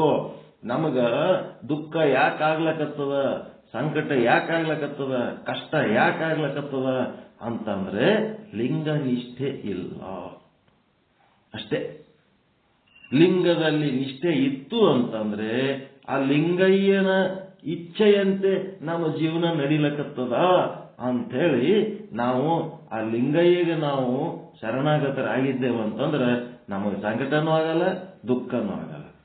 ಅವನು ಇರಿಸಿದಂತೆ ಇರುವೆ, ನೀ ನುಡಿಸಿದಂತೆ ನುಡಿವೆ, ನೀ ನಡೆಸಿದಂತೆ ನಡೆವೆ, ಕೂಡಲ ಸಂಗಮ ದೇವ ಎನ್ನೊಳಗೇನು ಸ್ವತಂತ್ರತೆ ಉಂಟಯ್ಯ ಅಂತ ಅವನಿಗೆ ಎಲ್ಲಿ ಬಳಲಿಕೆ ಬರ್ತದೆ? ಇಲ್ಲ ನಾನು ಹಿಂಗ್ ನಡಿಬೇಕಂತೀನಿ, ನೀ ಎಲ್ಲ ನನಗೆ ಎದುರು ಮಾಡಿದಿ ಅನ್ನೋನಿಗೆ ಬಳಲಿಕೆ. ಅದಕ್ಕೆ ಅನಾಚಾರವ ಜರಿದು ಆಚಾರವನ್ನರಿದ ಬಳಿಕ ಇವೆಲ್ಲ ಏನದಾವ ಅನಾಚಾರ, ಕೆಟ್ಟದ್ದು ಏನು ತೋರಿಸ್ಕೊತ ಬಂದಾರ ಅಲ್ಲಿಂತ ಇಲ್ಲಿ ತನಕ, ಅವೆಲ್ಲ ಅನಾಚಾರವನ್ನ ಜರಿದು ಅಂತಂದ್ರೆ ಅವುಗಳ ಬಗ್ಗೆ ನಮಗೆ ಒಂದು ಕೆಟ್ಟದ್ದು ಅಂತ ಭಾವನೆ ಬಂದು ಅವುಗಳಿಂದ ದೂರಾಗಿ ಆಚಾರವನ್ನು ಅಳಿದ ಬಳಿಕ ನಮ್ಮ ಕೂಡಲ ಚನ್ನ ಸಂಗನ ಶರಣರು ಅನ್ಯವನ್ನು ಆಚರಿಸುವವರಲ್ಲ. ನಿಜವಾದ ಶರಣರು ಏನ್ ಮಾಡ್ತಾರ? ಅನಾಚಾರ ಅಂತ ಗೊತ್ತಿಲ್ಲದಕ್ಕೆ ಆಚರಿಸ್ತಿದ್ದೆವು, ಈಗ ಅದು ಆಚರಣೆ ಬಿಟ್ಟು ಬಿಟ್ಟಿವಿ. ಈಗ ಅನಾಚಾರದ ಆಚರಣೆ ಬಿಟ್ಟು ನಾವು ಲಿಂಗಾಚಾರಿಗಳ ಆದ್ಮೇಲೆ ನಮ್ಮ ದೃಷ್ಟಿ ಲಿಂಗಮಯ ದೃಷ್ಟಿ ಆದ್ಮೇಲೆ ನಾವು ಮತ್ತೆ ಹೊಳ್ಳಿ ಅನಾಚಾರವನ್ನು ಆಚರಿಸುವವರಲ್ಲ.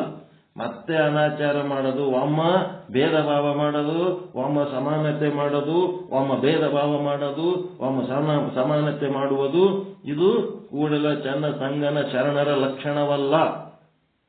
ಒಮ್ಮ ಭೇದ ಭಾವ ಇದ್ದದ್ದನ್ನ ಸಮಾನತೆ ಮಾಡಿದ ಮೇಲೆ ಮುಂದೆ ಎಲ್ಲವನ್ನು ಸಮಾನತೆಯಂತೆ ನೋಡ್ಕೊಂಡು ಹೋಗ್ಬೇಕು. ಎಲ್ಲರನ್ನ ತೆಕ್ಕಿಗೆ ಹಾಕೊಂಡೇ ಹೋಗ್ಬೇಕು, ಯಾರನ್ನ ಬಿಡಂಗಿಲ್ಲ. ಹೌದಾ ಇಲ್ಲ? ಯಾವಾಗ ನಾವು ಒಂದು ವರ್ಗದ ಜನರು ಇವ್ರು ನಮ್ಮವರಲ್ಲ ಅಂತೇಳಿ ನಾವು ಬಿಟ್ಟು ಹಾಕಿಬಿಟ್ಟೆವು, ಅದು ಕೂಡಲ ಚನ್ನ ಸಂಗಮ ದೇವರ ಶರಣರ ಲಕ್ಷಣವೇ ಅಲ್ಲ. ಹೆಂಗಾದ ನೋಡ್ರಿ, 3ನೇ ವಚನ ಇವತ್ತು ಹೇಳಿದ್ದು ಏನ್ ಅರ್ಥ ಆಯ್ತಾ? ಕೆಟ್ಟದ್ದನ್ನ ಬಿಟ್ಟು ಒಳ್ಳೆಯದ ಹಿಡಿದ ಮೇಲೆ ಮತ್ತೆ ಕೆಟ್ಟದ್ದು ಮಾಡಿದರೆ ಅವ ನಿಜ ಶರಣ ಅಲ್ಲ. ನಿಜ ಶರಣ ಒಳ್ಳೆಯದ ದಾರಿ ಹಿಡಿದ ಮೇಲೆ ಒಳ್ಳೆ ದಾರಿಗೆ ಮುಂದುವರಿತಾನ. ಅದಕ್ಕೇನಂತಾರ? ಉಪರತಿ, ಉಪರಾಮ ಅಂತಾರ. ಮತ್ತ ಒಳ್ಳೆ ದಾರಿ ಹಿಡಿದು ಮತ್ತೆ ಕೆಟ್ಟದ್ದು ಮಾಡಿದ್ನಂದ್ರ ಅದಕ್ಕೇನಂತಾರ? ಅನುಪರತಿ, ಅನುಪರಾಮ. ಈ ಶಬ್ದಗಳು ತಿಳ್ಕೋಬೇಕು. ಉಪರತಿ ಅಪೋಸಿಟ್ ಅನುಪರತಿ. ಉಪರಾಮ ಅಂದ್ರೂ ಒಂದೇ, ಉಪರತಿ ಅಂದ್ರೂ ಒಂದೇ. ಅನುಪರಾಮ. ವಿಚಾರ ಸಾಗರಕ್ಕೆ ಹೋಗೋಣ ಈಗ.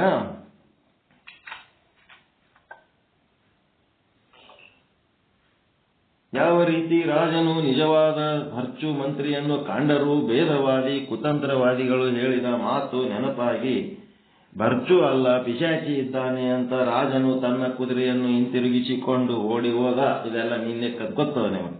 ಇದೇ ರೀತಿ ಭೇದವಾದಿಗಳು ಕುತಂತ್ರಿಗಳು ಅದೃಢ ಅಪರೋಕ್ಷ ಜ್ಞಾನವನ್ನ ಉಂಟು ಮಾಡಿ ಸದೃಢ ಅಪರೋಕ್ಷ ಜ್ಞಾನಿಗಳಿಗೂ ಸಂಶಯ ಉಂಟು ಮಾಡುವ ಹಾಗೆ ಮಾಡುತ್ತಾರೆ. ಅದಕ್ಕೆ ಅಂಥವ್ರು ಸಹವಾಸದಾಗಿರಬಾರದು. ಆದ್ದರಿಂದ ಅಭೇದವಾದಿಗಳು ಏನ್ ಮಾಡ್ಬೇಕು? ಅಭೇದವಾದಿಗಳು ಅಂದ್ರೆ ಜ್ಞಾನಿಗಳು, ಭೇದವಾದಿಗಳು ಅಂದ್ರೆ ಅಜ್ಞಾನಿಗಳು. ಈ ಅಜ್ಞಾನಿಗಳಿಂದ ದೂರ ಇರಬೇಕು. ಭೇದವಾದಿಗಳ ಮಾತು ನಂಬಿದವರಿಗೆ ಅಪರೋಕ್ಷ ಬ್ರಹ್ಮಜ್ಞಾನ ಸದೃಢವಾಗಲು ಸಾಧ್ಯವಿಲ್ಲ. ಅಂತ ಜನರನ್ನು ನಂಬಿದವರು ಅಂತ ಜನರ ಜೊತೆ ಇದ್ರೆ ಅವರಿಗೆ ಅದೃಢ ಅಪರೋಕ್ಷ ಬ್ರಹ್ಮಜ್ಞಾನ ಸಾಧ್ಯ ಆಗಲ್ಲ, ಮೋಕ್ಷನು ಸಾಧ್ಯ ಆಗಲ್ಲ. ಇನ್ನಷ್ಟು ಕೆಟ್ಟ ಮಾತುಗಳು ಆಡಿ ಕೆಟ್ಟ ದಾರಿ ಹಿಡಿದು ಬಂಧನಕ್ಕೊಳಗಾಗಿ ಪುನರ್ಜನ್ಮಕ್ಕೆ ಕಾರಣ ಆಗ್ತದೆ. ಅದಕ್ಕೆ ಸರ್ವ ಪ್ರಕರಣಗಳ ಅರ್ಥ ಸ್ಪಷ್ಟವಾಗಿದೆ. ಆಲ್ರೆಡಿ ಎಲ್ಲ ಸ್ಪಷ್ಟವಾಗಿ ಹೇಳಿವಿ. ಆದ್ರೂ ಇನ್ನ ಸ್ವಲ್ಪ ಅದ್ರ ಬಗ್ಗೆ ವಿಶ್ಲೇಷಣೆಗಳು ಮಾಡ್ತಾ ಇದ್ದೀವಿ. ಈಗೇನು ಹೇಳಕತ್ತೀವಿ ಇವು ಬಹಳ ವೇದ ವಾಕ್ಯಗಳು ಇದ್ದಂಗೆ ಇರ್ತವ. ಇವುಗಳನ್ನ ಸುವರ್ಣಾಕ್ಷರದಲ್ಲಿ ಬರಿಬೇಕಾದಂತ ವಾಕ್ಯಗಳನ್ನು ಹೇಳ್ತಾ ಇದ್ದೀವಿ, ಕೇಳ್ರಿ ಅಂತ ನಿಶ್ಚಲದಾಸರು ಹೇಳ್ತಾರ. ಸಂಸಾರ ರೂಪ ಪ್ರಪಂಚವು ಮಿಥ್ಯವಾಗಿರುತ್ತದೆ. ಸಂಸಾರ, ಪಿಂಡಾಂಡ, ಬ್ರಹ್ಮಾಂಡ, ಜಗತ್ ಹೆಂಗಂದ್ರ ಬ್ರಹ್ಮಾಂಡದ ಜೊತೆಗೆ ಯಾವ ಶಬ್ದ ಬಳಸ್ತೀರಿ? ಪಿಂಡಾಂಡ. ಮತ್ತೆ ಬ್ರಹ್ಮಾಂಡದಾಗ ನಡೆಯುವ ಕ್ರಿಯೆಗಳು ಜಗತ್, ಪಿಂಡಾಂಡದಾಗ ನಡೆಯುವ ಕ್ರಿಯೆಗಳು ಸಂಸಾರ. ಇಷ್ಟೇ ಅದು. ಪಿಂಡಾಂಡದೊಳಗೆ ನಡೆಯುವ ಕ್ರಿಯೆಗಳಿಗೆ ಸಂಸಾರ ಅಂತೀರಿ, ಬ್ರಹ್ಮಾಂಡದಾಗ ನಡೆಯುವ ಕ್ರಿಯೆಗಳಿಗೆ ಜಗತ್ ಅಂತೀರಿ. ಇದೇನದ? ಬ್ರಹ್ಮಾಂಡನೂ ಸುಳ್ಳ, ಪಿಂಡಾಂಡನೂ ಸುಳ್ಳ, ಜಗತ್ತು ಸುಳ್ಳ, ಸಂಸಾರನೂ ಸುಳ್ಳ. ಪರಮಾತ್ಮ ಒಬ್ಬನೇ ಸತ್ಯ. ಅವನ ಇಚ್ಛೆಯಂತೆ ಇಲ್ಲಿ ಏನೋ ಲೀಲೆಗಳು ನಡೀತಾ ಇವೆ. ಅವುಗಳನ್ನ ನಾವೇನ್ ಮಾಡಿಬಿಟ್ಟಿವಿ? ಸಂಸಾರ ಮತ್ತ ಜಗತ್ತು ಅಂತೇಳಿ ನೋಡ್ಕೊತ ಕೂತೀವಿ. ಅದಕ್ಕೆ ಸಂಸಾರ ರೂಪ ಪ್ರಪಂಚವು ಮಿಥ್ಯವಾಗಿರುತ್ತದೆ. ಆದ್ದರಿಂದ ಅದನ್ನ ದೂರ ಮಾಡುವ ಸಾಧನವಾದರೂ ಹೆಂಗಿರ್ಬೇಕು? ಮುಳ್ಳು ಚುಚ್ಚದ, ಮುಳ್ಳೇನು ಹೂವಿಲಿಂತ ಎಲಿಲಿಂತ ತೆಗಿಲಕ್ಕಾಗ್ತದ? ಮುಳ್ಳೆ ಬೇಕಾ ಬೇಡ? ಅದಕ್ಕೆ ಚೂಪೊಂದು ಏನಾರೇ ಒಂದು ಮುಳ್ಳು ತೆಗಿಬೇಕಾದ್ರೆ ಮುಳ್ಳಿಲಿಂತ ಬೇಕಲ್ಲ. ಹಂಗೀಗೇನದ? ಈ ಬ್ರಹ್ಮಾಂಡ ಪಿಂಡಾಂಡ ಸಂಸಾರ ಮತ್ತು ಜಗತ್ತು ಇದು ಮಿಥ್ಯೆ ಅದ. ಅದರ ಸುಖನೂ ಮಿಥ್ಯೆ ಅದ, ಆ ದುಃಖನೂ ಮಿಥ್ಯೆ ಅದ. ಆ ಸುಖ ಇದ್ದಾಗ ಏನೋ ಅನುಭವಿಸ್ತೀವಿ, ಯಾರಿಗೂ ಹೇಳಂಗಿಲ್ಲ. ದುಃಖ ಆದಾಗ ಊರೆಲ್ಲ ಹೇಳ್ಕೊ ತಿರುಗಾಡ್ತೀವಿ, ನಮಗೆ ಕಷ್ಟ ಆಗ್ಯದ ಅಂತೇಳಿ. ಆ ದುಃಖ ದೂರ ಮಾಡುವ ಸಾಧನನೂ ಹೆಂಗಿರ್ಬೇಕು? ಮಿಥ್ಯವಾದ ದುಃಖವನ್ನ, ಮಿಥ್ಯವಾದ ಅಜ್ಞಾನವನ್ನ ದೂರ ಮಾಡುವ ಸಾಧನನೂ ಮಿಥ್ಯ ಇರ್ಬೇಕ, ಸತ್ಯ ಇರ್ಬೇಕ? ಮಿಥ್ಯವಾದ ವಸ್ತುವಿನಿಂದ ಮಿಥ್ಯವನ್ನ ತೆಗಿಲಿಕ್ಕೆ ಬರ್ತದ. ಮಿಥ್ಯಾತೇ ಮಿಥ್ಯಾನಾಶೋ. ನೀನ್ ಹಾಕಿ ನೋಡ್ರಿ ಗ್ರೂಪ್ನಾಗ, ಇದರ ವಿಶ್ಲೇಷಣೆಗಳು ಹಾಕಿ ನೋಡ್ರಿ, ವಾಕ್ಯಗಳು. ಮಿಥ್ಯದಿಂದಲೇ ಮಿಥ್ಯ ನಾಶ ಆಗ್ತದ. ಅದಕ್ಕೆ ಮಿಥ್ಯವಾದ ಸಂಸಾರದ ದುಃಖ ನಾಶ ಆಗ್ಬೇಕಾದ್ರೆ ಮಿಥ್ಯವಾದ ವಸ್ತುಗಳೇ ಯಾವುವು? ಮಿಥ್ಯವಾದ ವೇದಗಳು, ಮಿಥ್ಯವಾದ ಗುರುಗಳು. ಮಿಥ್ಯವಾಗಿಯೇ ಇರಬೇಕಾಗುತ್ತದೆ.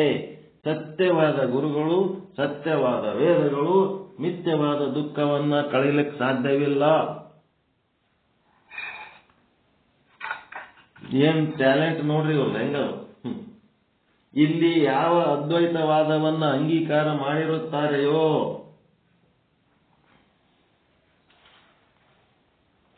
ಅವರಿಗೆ ನಿಜವಾದ ಜ್ಞಾನವಾಗುತ್ತದೆ ಎಂದು ಹೇಳಿಕೊಂಡು ಬಂದಿರುತ್ತಾರೆ. ಆದ್ದರಿಂದ ಶಂಕರ ಭಗವತ್ಪಾದರ ವಚನವೇ ನಮ್ಮೆಲ್ಲರಿಗೂ ಪ್ರಮಾಣವೆಂದು ಹೇಳಿ ವೇದವಾಕ್ಯಗಳು ಮಿಥ್ಯೆ ಇದ್ದರೂ ಕೂಡ ಅವುಗಳಿಗೆ ನಮ್ಮ ಸಂಸಾರ ರೂಪ ದುಃಖವನ್ನ ನಿವೃತ್ತಿ ಮಾಡುವ ಸಾಮರ್ಥ್ಯವಿದೆ.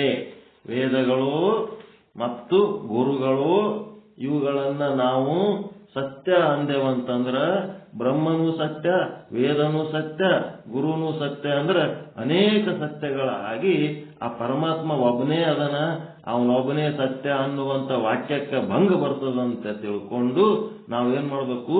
ಬ್ರಹ್ಮ ಒಬ್ಬನೇ ಸತ್ಯ, ಗುರು ಮತ್ತು ವೇದಗಳು ಈ ಮಿಥ್ಯಾ ಜಗತ್ತಿನ ಒಂದು ಭಾಗಗಳಂತ ತಿಳ್ಕೊಂಡು ಈ ಗುರು ಮತ್ತು ವೇದಗಳು ಏನದವ ಇವೆರಡಕ್ಕ ಏನ್ ಶಕ್ತಿ ಅದಪ್ಪ ಅಂದ್ರೆ ಮಿಥ್ಯವಾದ ಸಂಸಾರ ದುಃಖವನ್ನ ನಿವೃತ್ತಿ ಮಾಡುವ ಶಕ್ತಿ ಅದ.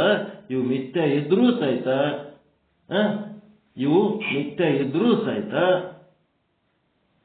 ಸಂಸಾರ ದುಃಖ ನಿವೃತ್ತಿ ಮಾಡುವ ಶಕ್ತಿ ಆದ. ಉಳಿದ ಎಲ್ಲ ವಸ್ತುಗಳು ಮಿಥ್ಯ ಇದ್ರೂ ಸಹಿತ ಎಲ್ಲ ವಸ್ತುಗಳು ಬ್ರಹ್ಮ ಅನ್ನುವ ಒಂದು ಶಬ್ದ ಬಿಟ್ಟು ಉಳಿದದ್ದೆಲ್ಲ ಮಿಥ್ಯ ಆದ ಅಂತ ತಿಳ್ಕೊಳ್ಳಿ. ಬ್ರಹ್ಮ ಅನ್ನುವ ಒಂದು ಶಬ್ದ ಬಿಟ್ಟು ಉಳಿದದ್ದೆಲ್ಲ ಮಿಥ್ಯ ಆದ. ಆ ಮಿಥ್ಯಾ ವಸ್ತುಗಳ ರಾಶಿ ಒಳಗ ಎಲ್ಲಾ ಮಿಥ್ಯ ವಸ್ತುಗಳು ನಮಗೆ ದುಃಖ, ಚಿಂತೆ, ಭಯ ಉಂಟು ಮಾಡವೇ ಅದಾವ. ಅದರೊಳಗೆ ಎರಡು ಮಿಥ್ಯ ವಸ್ತುಗಳು ಯಾವುವು? ಗುರು ಮತ್ತು ವೇದ ಅಂತ ಏನವಲ್ಲ, ಅವು ಸಂಸಾರ ದುಃಖವನ್ನು ಕಳೆಯುವಂತ ಶಕ್ತಿ ಇರುವಂತ ಮಿಥ್ಯ ವಸ್ತುಗಳದಾವ. ಎಲ್ಲಾನು ಮಿಥ್ಯ ಅದಾವ. ಗುರು ಮತ್ತು ಶಾಸ್ತ್ರ, ವೇದ ಇವೆರಡು ಬಿಟ್ರೆ, ಮಿಥ್ಯವಾದ ಗುರು, ಮಿಥ್ಯವಾದ ಶಾಸ್ತ್ರ ಇವೆಲ್ಲ ಬಿಟ್ರೆ ಉಳಿದ ಸಂಸಾರವನ್ನು ಹೆಣ್ಣು, ಮಣ್ಣು, ಅಧಿಕಾರ, ಪ್ರಚಾರ, ಹೊಲ, ಮನಿ, ರೊಕ್ಕ, ರೂಪಾಯಿ, ಬಂಗಾರ, ಸಂಸಾರ ಎಲ್ಲಾನು ದುಃಖ ಕೊಡೋದು, ಚಿಂತೆ ಮಾಡಿದಂತವ ಗುರು ಮತ್ತು ಶಾಸ್ತ್ರ ಎಂಬುವ ಎರಡು ಮಿಥ್ಯ ವಸ್ತುಗಳು ಏನದವ ಆ ಸಂಸಾರ ದುಃಖ ನಿವೃತ್ತಿ ಮಾಡಂತವದವ. ಎಲ್ಲಾನು ಮಿಥ್ಯ ಇರ್ಲಿ, ಏನ್ ತೊಂದರೆ ಇಲ್ಲ. ಆ ಮಿಥ್ಯದೊಳಗ ಕೆಪಾಸಿಟಿ ಇರೋಂಥವು ಇವೆರಡು ವಸ್ತುಗಳದವ ಅಂತೇಳಿ. ಒಬ್ಬ ಕಲೆಕ್ಟರ್ ಡಿ ಸಿ ಇದ್ನಂತ. ಆ ಡಿ ಸಿ ಮನ್ಯಾಗ ಹಂಗೆ ಮೀಟಿಂಗ್ ಆಗ್ತಿರ್ತಾವ, ಮಂದಿ ಬರ್ತಿರ್ತಾರ, ಹೋಗ್ತಿರ್ತಾರ. ಅತ್ಯಂತ ಕಾಳಜಿಲಿಂತ ಒಬ್ಬ ಬನೀನ್ ಹಾಕೊಂಡು ದೋತ್ರ ಹಾಕೊಂಡು ಒಬ್ಬ ಮುದುಕ ಓಡಾಡಿ ಬಂದವರಿಗೆಲ್ಲ ಚಹಾ ಕೊಡೋದು, ನಾಷ್ಟ ಕೊಡೋದು, ನೀರು ಕೊಡೋದು ಎಲ್ಲ ಸೇವಾ ಮಾಡ್ತಿದ್ನಂತ. ಎಷ್ಟು ಚಲೋ ಮಾಡ್ತಾನಲ್ಲ ಈ ಮುದುಕ, ಇವ ಯಾರು ಅಂತ ಕೇಳಿದ್ರಂತ ಅಲ್ಲಿ ಮೀಟಿಂಗಿಗೆ ಬಂದವರು. ಅದಕ್ಕೆ ಡಿ ಸಿ ಹೇಳಿದ್ನಂತ, ಅವ ನಮ್ಮ ಮನಿ ಸೇವಕ ಅಂತ ಹೇಳಿದ್ನಂತ. ಅವ ನಮ್ಮ ಮನಿ ಸೇವಕ, ನಾವು ಹುಟ್ಟೋದಕ್ಕಿಂತ ಮೊದಲಿಂದ ಇವ ನಮ್ಮ ಮನೆಗೆ ಸೇವೆ ಮಾಡ್ಕೊಂಡದನಂತ ಡಿ ಸಿ ಹೇಳಿದ್ನಂತ. ಅವನಿಗೆ ಏನಾಗಬೇಕು, ತ್ರಾಸ ಆಗ್ತದ ಇಲ್ಲ ಹಂಗೆ ಹೇಳಿದ್ರೆ? ಅದಕ್ಕೆ ಅವ ಹೇಳಿದ್ನಂತ, ಏನ್ ಹೇಳಿದ? ಅವ ಹೇಳಿದ್ದೇನು ತಪ್ಪಿಲ್ಲ, ಅವ ಹೇಳಿದ್ದೆಲ್ಲ ಕರೆಕ್ಟ್ ಅದ. ಇವ ಹುಟ್ಟೋದಕ್ಕಿಂತ ಮೊದಲಿಂದ ಈ ಮನೆಯಾಗ ನಾ ಸೇವೆ ಮಾಡ್ಕೊಂಡದೀನಿ, ಆದ್ರೆ ಇವ ಮಾತ್ರ ನನಗೆ ಹುಟ್ಟ್ಯಾನಂತ ಹೇಳಿದ್ನಂತ ಸೇವಕ. ಅವ್ರ ಅಪ್ಪಗ ಅಪ್ಪನ ಅನ್ಲಿಲ್ಲ, ಅವ ಸೇವಕ ಅಂದ. ಸೇವಕ ಇದ್ರು ಡಿ ಸಿ ಕಡ್ದನಿಲ್ಲ ಅವ. ಮತ್ತೆ ಹಂಗ ಗುರು ಮತ್ತು ಶಾಸ್ತ್ರಗಳು ಮಿಥ್ಯಾ ಇದ್ರೂ ಸಹಿತ ಅವಕ್ಕ ದುಃಖ ನಿವೃತ್ತಿ ಮಾಡಂತ ಶಕ್ತಿ ಆದ. ಸೇವಕನಾಗಿದ್ರು ಸಹಿತ ಆ ಮನೆಯೊಳಗೆ ಸಂತಾನ ಬೆಳೆಸ ಶಕ್ತಿ ಅವನಿಗೆ ಅದ. ಅವನಿಗೆ ಅಪ್ಪ ಅಂತಾರ. ಹಂಗ ಗುರು ಅಂತ ಮತ್ತು ಶಾಸ್ತ್ರಕ್ಕ ಸುಳ್ಳು ಇದ್ರು ಸಹಿತ ಅವಕ್ಕ ಇಂಥ ಒಂದು ಶಕ್ತಿ ಆದ. ಎಷ್ಟೋ ಮಂದಿ ಸೇವಕರದಾರ ಡಿ ಸಿ ಬಲ್ಲಿ, ಅದರೊಳಗೆ ಇವನು ಒಬ್ಬ ಸೇವಕ. ಆದ್ರೆ ಎಲ್ಲ ಸೇವಕರು ಏನದರ ಪಗಾರಕ್ಕೆ ದುಡಿತಾರ. ಇವ ಏನ್ ಮಾಡ್ತಾನ, ಮಗನ ಸಲುವಾಗಿ ದುಡಿಲಕತ್ತಾನ. ಅದಕ್ಕೆ ಇವೊಂದು ವಿಶೇಷತೆ ಏನಪ್ಪ? ಗುರು ಮತ್ತು ಶಾಸ್ತ್ರಗಳ ವಿಶೇಷತೆಯನ್ನು ದುಃಖ ನಿವೃತ್ತಿ. ಈ ರೀತಿ ನಾವು ತಿಳ್ಕೋಬೇಕು. ವೇದಗಳು ಮಿಥ್ಯವೇ ಇದ್ದಾವೆ. ಆಯ್ತು, ಒಪ್ಕೊಂಡ್ರೆ ಮಿಥ್ಯಾದೇವತ್ತು ಒಪ್ಕೋತೀರಾ ಇಲ್ಲ? ಈಗರೆ ಗುರುಗಳು ಮಿಥ್ಯ, ಎಲ್ಲ ಮಿಥ್ಯಲ್ದಾಸ್ ಇರ್ಬೋದು, ಪೀತಾಂಬರ್ಜಿ ಇರ್ಬೋದು, ವಿಚಾರ ಸಾಗರ ಇರ್ಬೋದು, ವಿಚಾರ ಚಂದ್ರೋದಯ ಇರ್ಬೋದು, ಅದು ಹೇಳೋ ಮಾಸ್ತರ್ ಇರ್ಬೋದು, ಎಲ್ಲ ಮಿಥ್ಯ. ಸ್ವಲ್ಪ ಸಂಕಟ ಆಗ್ತದ. ಯಾಕಂದ್ರೆ ತಪ್ಪು ತಿಳ್ಕೊಂಡದ್ದಕ್ಕೆ, ಸತ್ಯ ಅಂತ ತಿಳ್ಕೊಂಡದ್ದಕ್ಕೆ, ಬ್ರಹ್ಮ ಅನ್ನೋದಕ್ಕೆ ಸತ್ಯ ಅಂತ ಗಟ್ಟಿಯಾಗಿ ತಿಳ್ಕೊಂಡವ್ರಿಗೆ ಇದನ್ನ ಹೆಂಗ್ ಮಿಥ್ಯ ಅನ್ಬೇಕು ಅಂತ ಸಂಕಟ ಆಗ್ತದೆ. ಆ ಬ್ರಹ್ಮನ ಸುದ್ದಿನೇ ಇಲ್ಲ, ಚಂದ ಪಾಠ ಹೇಳ್ತಾರ, ದಿನ ಚಂದ ಹೇಳಿ ಸಮಾಧಾನ ಆಗ್ತದೆ ಇವ್ರ ಮಾತು ಕೇಳಿ ಅಂತ ನಿಮಗೇನು ಅನಿಸ್ತದಲ್ಲ, ಅವಾಗ ನಿಮಗೆ ಸ್ವಲ್ಪ ಸಂಕಟ ಆಗ್ತದೆ. ಸಂಕಟ ಆದ್ರೂ ಸ್ವಲ್ಪ ಸತ್ಯ ಒಪ್ಕೋಬೇಕಾಗ್ತದೆ.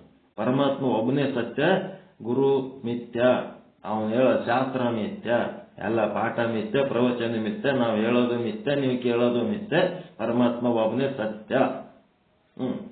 ಮತ್ತೆ ಸಂಸಾರ ರೂಪ ಪ್ರಪಂಚನೂ ಮಿಥ್ಯ, ಮತ್ತ ಪ್ರಪಂಚದಿಂದ ಉಂಟಾಗುವ ದುಃಖ ಸುಖಗಳು ಮಿಥ್ಯ. ಮಿಥ್ಯವಾದ ಸಂಸಾರ ರೂಪ ಪ್ರಪಂಚವನ್ನು ಮಿಥ್ಯವಾದ ವೇದಗಳಿಂದಲೇ, ಮಿಥ್ಯವಾದ ವೇದ ಗುರುಗಳಿಂದಲೇ ನಿವೃತ್ತಿ ಮಾಡಲಿಕ್ಕೆ ಸಾಧ್ಯವಿದೆ. ಸತ್ಯವಾದ ಸಾಧನದಿಂದ ಮಿಥ್ಯವಾದ ಪ್ರಪಂಚವನ್ನ ನಿವೃತ್ತಿ ಮಾಡಲಿಕ್ಕೆ ಸಾಧ್ಯವಿಲ್ಲ. ಗುರು ಮತ್ತು ಶಾಸ್ತ್ರ ನೀವು ಸತ್ಯ ಅಂದ್ರೆ ನಿಮ್ಮ ಸಂಸಾರ ದುಃಖ ಎಂತದ, ಅದು ಸತ್ಯ ಅದ ಅನ್ನೋದು ಮಿಥ್ಯ ಅದ. ಆ ಮಿಥ್ಯವಾದ ಸಂಸಾರ ದುಃಖವನ್ನ ನೀವು ಸತ್ಯವಾದ ಗುರು ಶಾಸ್ತ್ರಗಳಿಂದ ತೆಗಿಲಿಕ್ಕಾಗಂಗಿಲ್ಲ. ಹಿಂಗಾಗಿ ಮಿಥ್ಯವಾದ ಸಂಸಾರ ದುಃಖ ನಿವೃತ್ತಿಗಾಗಿ ಮಿಥ್ಯವಾದ ಗುರು ಶಾಸ್ತ್ರಗಳಿಂದಲೇ ಅದು ಸಂಭವ ಆದ. ಸತ್ಯವಾದ ಗುರು ಶಾಸ್ತ್ರಗಳಿದ್ರೆ ಅದರಿಂದ ಮಿಥ್ಯವಾದ ದುಃಖ ನಿವೃತ್ತಿ ಮಾಡ್ಲಿಕ್ಕ ಅಸಂಭವ ಅಂತ ಹೇಳಿ ನಿನ್ನೆ ಪೀಠಿಕೆ ಕೊಟ್ಟಿದ್ದೆ. ಇವತ್ತು ಏನ್ ಮಾಡಿದೆವು, ಅದಕ್ಕ ಗಟ್ಟಿ ಮಾಡಿಬಿಟ್ಟವು, ಮನನ ಮಾಡಿಬಿಟ್ಟವು. ಒಪ್ಪುಗೊತ್ತದ ಮನಸ್ಸ ಏನ್ ಇನ್ನ ಒಂದಿನ ಇದೇ ಹೇಳ್ಬೇಕ, ಗಟ್ಟಿಯಾಗಿ ಒಪ್ಪಬೇಕಿದು. ಬ್ರಹ್ಮ ಸತ್ಯ, ಜಗನ್ಮಿಥ್ಯ. ಜಗತ್ತಿನೊಳಗೆ ಗುರು ಮತ್ತು ಶಾಸ್ತ್ರಗಳು ಜಗತ್ತಿನ ಒಂದು ಭಾಗಗಳೇ. ಬ್ರಹ್ಮ ಒಬ್ಬನೇ ಸತ್ಯ, ಉಳಿದು ಎಲ್ಲ ಮಿಥ್ಯ. ಜಗತ್ತಿನೊಳಗೆ ಎಲ್ಲಾ ಮಿಥ್ಯಗಳಿದ್ರೂ ಸಹಿತ ಆ ಮಿಥ್ಯಾ ವಸ್ತುವಿನಿಂದ ಉಂಟಾಗುವ ದುಃಖ, ಚಿಂತೆ, ಸಂಕಟಗಳನ್ನ ನಿವೃತ್ತಿ ಮಾಡುವ 2 ಮಿಥ್ಯಾ ವಸ್ತುಗಳು ಯಾವುವು ಅಂತಂದ್ರೆ ಗುರು ಮತ್ತು ಶಾಸ್ತ್ರ. ನೀವು ಗುರು ಮತ್ತು ಶಾಸ್ತ್ರವನ್ನ ನೀವು ಸತ್ಯ ಅಂದ್ರೆ ಬ್ರಹ್ಮ ಒಬ್ಬನೇ ಸತ್ಯ ಅದನ್ನಂಥದ್ದು ಬ್ರಹ್ಮನ ಅಖಂಡ ತತ್ವಕ್ಕೆ ಭಂಗ ಬರ್ತದ. ಹೀಗಾಗಿ ನಾವೇನ್ ಮಾಡ್ಬೇಕು, ಬ್ರಹ್ಮ ಒಂದು ಸತ್ಯ ಅಂತ ಗಟ್ಟಿಯಾಗಿ ಒಪ್ಪಿಕೊಂಡು ಉಳಿದದ್ದೆಲ್ಲ ಮಿಥ್ಯಾ ಅಂತ ಅನ್ಕೊಂಡು ಆ ಮಿಥ್ಯ ವಸ್ತುಗಳಲ್ಲಿ ಗುರು ಮತ್ತು ಶಾಸ್ತ್ರ ಎನ್ನುವ 2 ಮಿಥ್ಯ ವಸ್ತುಗಳು ಏನದವ, ಈ ಬ್ರಹ್ಮನಿಂದ ಹೊರತಾದ ಏನು ಸಂಸಾರ, ಬ್ರಹ್ಮಾಂಡ, ಪಿಂಡಾಂಡ, ಜಗತ್ತೇನದ ಅದರಿಂದ ಉಂಟಾಗುವ ದುಃಖ ನಿವೃತ್ತಿಗಾಗಿ ಆ 2 ಮಿಥ್ಯ ವಸ್ತುಗಳದವ, ಯಾವ ಗುರು ಮತ್ತು ಶಾಸ್ತ್ರ. ಇದ್ರೊಳಗೆ ಯಾರಿಗೆ ಏನಾರ ತಕರಾರಿತ್ತು ಅಂತಂದ್ರೆ ಚರ್ಚೆ ಮಾಡಬಹುದು.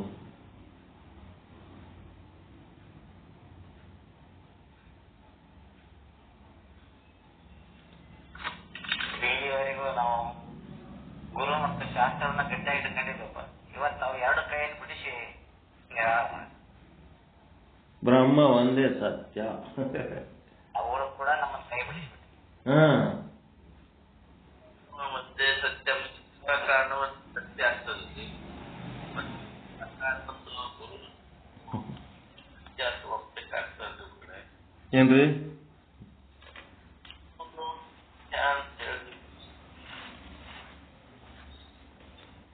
ಬ್ರಹ್ಮ ಅನ್ನುವಂತೂ ನಮ್ಮ ಕಣ್ಣಿಗೆ ಕಾಣೋದಿಲ್ಲ. ಮತ್ತು ಗುರು ರೂಪನೇ, ಇದು ಬ್ರಹ್ಮ ರೂಪನೇ ಗುರು ಪ್ರತ್ಯೇಕಿಸಿದ ಗುರು ಸತ್ಯ ಅಂತ ಹೇಳಿ ನಾವು ಮಾಡಿದ್ದೀವಿ. ಈಗ ಒಬ್ಬಾಕಿ ಬಸರ್ ಹೆಣ್ಮಗಳು ಇರ್ತಾಳ, ಆಕಿ ಹೊಟ್ಟೆಂದ ಕೂಸ ಆಟ ಆಡ್ತಿರ್ತದ, ಒಳಗ ಒದಿತಿರ್ತದ, ಆಕಿಗೆ ಅದೆಲ್ಲ ಅನುಭವ ಆತಿರ್ತದ. ಆದ್ರೆ ಅದು ಹ್ಯಾಂಗದ ಅಂತ ನೋಡ್ಲಕ್ಕ ಆಕಿಗೆ ಒಂದು ಕ್ಯೂರಿಯಾಸಿಟಿ. ನನ್ನ ಹೊಟ್ಟೆನ್ ಕೂಸು ಹ್ಯಾಂಗದ ನೋಡ್ಬೇಕಂದ್ರೆ ಕ್ಯೂರಿಯಾಸಿಟಿ. ಏನ್ರಿ ಒಳಗೆ ಇಷ್ಟೊಂದು ಆಟ ಆಡ್ತದ ನನ್ನ ಕೂಸು, ಆದ್ರೆ ಅದು ಹೆಂಗದ ನೋಡ್ಬೇಕೆ ಅಂತ ನನಗೆ ಅನಿಸ್ತದ, ಹೆಂಗ್ ಮಾಡ್ಲಿ ಅಂತ ಗಂಡಗೆ ಹೇಳಿದ್ರೆ ಗಂಡ ಏನ್ ಮಾಡ್ತಾನ, ಒಂದು ಗೊಂಬಿ ತಂದು ಕೊಡ್ತಾನ. ಕೂಸು ಹೆಂಗಿರ್ತದ, ಗೊಂಬಿ ಇದ್ದಂಗೆ ಇರ್ತದ, ಒಂದು ಗೊಂಬಿ ತಂದು ಕೊಡ್ತಾನ. ಆ ಗೊಂಬಿ ತಗೊಂಡು ಅದು ಕೂಸತ್ತಕ್ಕೆ ಭಾವಿಸಿ ಅದಕ್ಕೆ ಹಿಕ್ಕತಾಳ, ಅದಕ್ಕೆ ಜಡಿ ಹಾಕ್ತಾಳ, ಅದಕ್ಕೆ ಜಳಕ ಮಾಡಿಸ್ತಾಳ, ಅದಕ್ಕೆ ಉಣಿಸ್ತಾಳ, ತಿನ್ನಿಸ್ತಾಳ, ಅದ್ರ ಸಂಗಟ ಆಟ ಆಡ್ಕೋತಿರ್ತಾಳ. ಎಲ್ಲಿ ತನ ಆಟ ಆಡ್ಕೋತಿರ್ತಾಳ ಗೊಂಬಿ ಸಂಗಟ? ಡೆಲಿವರಿ ಆಗಿ ಖರೇ ತನ್ನ ಮಗು ಕೈಗೆ ಸಿಗ ತನಕ ಆ ಗೊಂಬಿ ಸಂಗಟ ಆಡ್ತಿರ್ತಾಳ ಆಕಿ ಬಸರಿ ಹೆಣ್ಮಗಳು. ಯಾವಾಗ ಆಕಿಗೆ ಖರೇ ಕೂಸು ಕೈಗೆ ಸಿಕ್ತು ಅವಾಗ ಗಂಡ ಗೊಂಬಿ ಇಲ್ಲಾಕಿಟ್ಟಿದಿ, ಇದು ತಗೋ ಅಂತೇಳಿ ಕೊಟ್ರ ಗೊಂಬಿ ತೋತಾಳೆ ಏನಕ್ಕೆ? ಈಗ ಗುರು ಮತ್ತು ಶಾಸ್ತ್ರ ಏನದವ, ಗೊಂಬಿ ಇದ್ದಂಗ ಅದಾವ. ಬಸರಾಗಿ ನಿಮ್ಮ ನಿಜವಾದ ಕೂಸು ಡೆಲಿವರಿ ಆಗೋ ತನಕ ಗುರು ಮತ್ತು ಶಾಸ್ತ್ರದ ಸಂಗಟ ಆಟ ಆಡ್ಕೋತಿರೋದು. ಯಾವಾಗ ನಿಮಗೆ ಬ್ರಹ್ಮ ದರ್ಶನ ಆಯ್ತು, ಬ್ರಹ್ಮ ಒಂದೇ ಸತ್ಯ, ಮಹಾಲಿಂಗಂ ಅದ್ಭುತ ದರ್ಶನಂ, ಪರಮಾತ್ಮನ ಇಚ್ಛೆಯಂತೆ ಅವನು ಸತ್ರೂಪ, ಚಿದ್ರೂಪ, ಆನಂದ ರೂಪ, ನಿತ್ಯ ರೂಪ, ಪರಿಪೂರ್ಣ ರೂಪನಾದ ಪರಮಾತ್ಮನ ದರ್ಶನ ನಿಮಗೆ ಆದ್ಮೇಲೆ ಇವೆಲ್ಲ ಸತ್ಯವಾಗಿ ಉಳಿಲಿಕ್ಕೆ ಸಾಧ್ಯನಾ?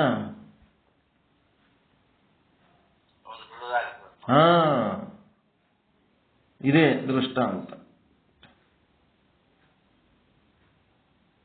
ಈ ದೃಷ್ಟಾಂತದಿಂದ ನಾವೇನ್ ಮಾಡ್ಬೇಕಾಗ್ತದ, ಅವುಗಳನ್ನ ನಾವು ಬಿಡಬೇಕಾಗ್ತದೆ. ಅವು ಸತ್ಯ ಅಂತ ತಿಳ್ಕೊಳ್ಳೋದು ಬಿಡೋದಷ್ಟೇ, ಅವಕ್ಕೆ ಬಿಡೋದಂತಲ್ಲ, ಬಿಟ್ಟು ದೂರ ಹೋಗೋದಂತಲ್ಲ, ಅವು ಸತ್ಯ ಅಲ್ಲ. ಅಲ್ಲಿ ನಡೆಯುವ ವ್ಯವಹಾರದಿಂದ ನಮಗೇನಾಗ್ತದ, ಆ ಮಿಥ್ಯವಾದ ಗುರು, ಮಿಥ್ಯವಾದ ವೇದಗಳಿಂದ ನಮ್ಮ ಸಂಸಾರ ದುಃಖ ನಿವೃತ್ತಿ, ನಿತ್ಯವಾದ ಸಂಸಾರ ದುಃಖ ನಿವೃತ್ತಿ ಮಾಡ್ಕೊಳಕ ಅವು ಬೇಕು. ಹೀಗಾಗಿ ಆ ವ್ಯವಹಾರ ಕಂಟಿನ್ಯೂ ಇರ್ತದೆ. ದುಃಖ ನಿವೃತ್ತಿ ಎಲ್ಲಿ ತನಕ? ಪರಿಪೂರ್ಣ ಬ್ರಹ್ಮನ ಸಾಕ್ಷಾತ್ಕಾರ ಆಗ ತನಕ ಇದು ಬೇಕು. ಯಾವಾಗ ಪರಿಪೂರ್ಣ ಬ್ರಹ್ಮನ ಸಾಕ್ಷಾತ್ಕಾರ ಆಯ್ತು, ನಮಗ ಮತ್ತ ಹೊಳ್ಳಿ ಆ ಭವಕ್ಕೆ ನಾವು ಸಂಬಂಧ ಇಲ್ಲ ಅನ್ನೋ ರೀತಿಯಲ್ಲಿ ನಮ್ಮದು ನಿಲುವು ಯಾವಾಗ ಗಟ್ಟಾಯ್ತು, ಆವಾಗ ಏನಾಗ್ಬಿಡ್ತದ, ಇವ್ಯಾವ ಬೇಕಾಗಲ್ಲ, ಇವುದ್ರ ಅವಶ್ಯಕತೆನೇ ಇಲ್ಲ.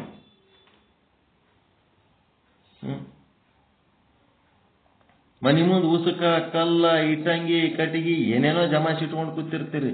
ಮನಿ ಕಟ್ಟಡ ಕಂಪ್ಲೀಟ್ ಆಯ್ತು, ಎಲ್ಲ ಮುಗೀತು ಅಂದ್ಮೇಲೆ ಅವು ಹಂಗೆ ಮನಿ ಮುಂದೆ ಇಟ್ಕೊಂಡು ಕೂತಿರ್ತೀರಿ ನಾವೆಲ್ಲ. ಮನಿ ಓಪನಿಂಗ್ ದಿವ್ಸ ಅವೆಲ್ಲ ಬಿಸಾಕ್ತಿರಿಲ್ಲ ಕಡೆ ಒಯ್ದು ಎಲ್ಲಾರ ಹಾಕಪ್ಪ ಒಂದ್ ಕಡೆ. ಮನಿ ಕಟ್ಟಾಗ ಎಷ್ಟೊಂದು ಜಮಾಸಿ ಇಟ್ಕೊಂಡು ಕೂತಿರ್ತೀರಿ, ಅವು ಬಿಟ್ರೆ ಗತಿ ಇಲ್ಲ ಅನ್ನಂಗೆ ಇಟ್ಕೊಂಡು ಕೂತಿರ್ತೀರಿ. ಮನಿ ಕಟ್ಟೋದು ಮುಗೀತು ಎಲ್ಲ ಕೆಲಸ ಮುಗೀತು, ಇನ್ನೇನು ಮಾಡ್ಲಿಕ್ಕೆ ಏನು ಉಳಿದಿಲ್ಲ ಅನ್ನೋಂಥದ್ದು ಒಂದು ದಿನ ಬಂದ್ಬಿಡ್ತದೆ. ಅವಾಗ ಇಷ್ಟು ಉಸುಕು ಉಳಿತಲ್ಲ, ಇಷ್ಟು ಕಲ್ಲು ಉಳಿತಲ್ಲ, ಏನ್ ಮಾಡ್ತೀರ ಅವಾಗ? ಬೇಕಾಗಿಲ್ಲ, ಮುಗಿತಾವ ಕೆಲಸ. ಪರಿಪೂರ್ಣ ಆದ್ಮೇಲೆ ಅವೆಲ್ಲ ತೆಗೆದು ಹೋಗ್ಯದ. ಈ ಸೆಂಟ್ರಿಂಗ್ ಕಟಿ ಅವೆಲ್ಲ ಛತ್ ಎಲ್ಲ ಕ್ಯೂರಿಂಗ್ ಆದ್ಮೇಲೆ ಅದಂಗೆ ಕಿತ್ತು ತೆಗಿತಾರ, ಹಂಗೆ ಹೋಗದ್ ಬಿಡೋದು. ವಿಚಾರ ಸಾಗರ, ವಿಚಾರ ಚಂದ್ರೋದಯ, ಪೀತಾಂಬರ್ಜಿ, ನಿಶ್ಚಲ್ದಾರ್ಜಿ, ಇನಾಮ್ದಾರ್ಜಿ, ಓಸುಕ ಆ ಕಡೆ ಕಿತ್ತು ತೆಗೆದ್ ಬಿಡೋದು. ಅದು ಛತ್ ಇವ್ ಯಾವಾರ ಅದಾವತ್ ಎಂದರೆ ನೆನೆಸ್ತದೇನೋ, ತಂದು ತಾನೇ ಗಟ್ಟಿಯಾಗಿ ನಿಂತು ಮನಿಗೆ ಛತ್ ಗಟ್ಟಿಯಾಗಿ ತಾನೇ ನಿಂತು ಬಿಟ್ಟದಿಲ್ಲ ಸ್ವತಂತ್ರವಾಗಿ. ಹಂಗೆ ಸ್ವತಂತ್ರವಾಗಿ ನಿಲ್ಲುವ ತನಕ ಇದು ಬೇಕು. ಸ್ವತಂತ್ರವಾಗಿ ನಿಂತ ಮೇಲೆ ಅವು ಯಾವ ಬೇಕಾಗಿಲ್ಲ. ಮತ್ತು ತಾನು ಸ್ವತಂತ್ರವಾಗಿ ನಿಲ್ಲದಲ್ಲದೆ ಮೇಲಿನ ಅಂತಸ್ತಿಗೆ ಅದೇ ಆಧಾರ ಆಗ್ತದಿಲ್ಲ, ಅದೇ ನೆಲ ಆಗ್ತದೆ. ಮುಂದದು ಗ್ರೌಂಡ್ ಪ್ಲಾಟ್ ಆಗ್ತದೆ. ಅದು ಮತ್ತೆ 40-60 ಇನ್ನೂ ಒಂದು ಪ್ಲಾಟ್ ಆಗಿಬಿಡ್ತದೆ ಮ್ಯಾಲೆ. ನಿಮ್ಮದು 40-60 ಪ್ಲಾಟ್ನಾಗ ಮನಿ ಕಟ್ಟಿದ್ರಿ ಅಂದ್ರೆ ಮ್ಯಾಲೆ ಇನ್ನೂ ಒಂದು ಪ್ಲಾಟ್ ತಗೊಳ್ಳೋದು ಬೇಡ. ನಿಮ್ಮ ಮ್ಯಾಳಿಗೆ ಮೇಲಿನ ಛತ್ತೆ ಇನ್ನೂ ಒಂದು ಪ್ಲಾಟ್ ಆಗ್ತದೆ, ಅದ್ರ ಮೇಲೆ ಮತ್ತೆ ಮನಿ ಕಟ್ಟದು. ಹಂಗೆ ಇನ್ನೊಬ್ಬರಿಗೆ ಮತ್ತೆ ಮೇಲೆ ಏರ್ಸೋದು, ನೀವು ಏರಿದ ಮೇಲೆ ಇನ್ನೊಬ್ಬರಿಗೆ ಮೇಲೆ ಏರ್ಸೋದು.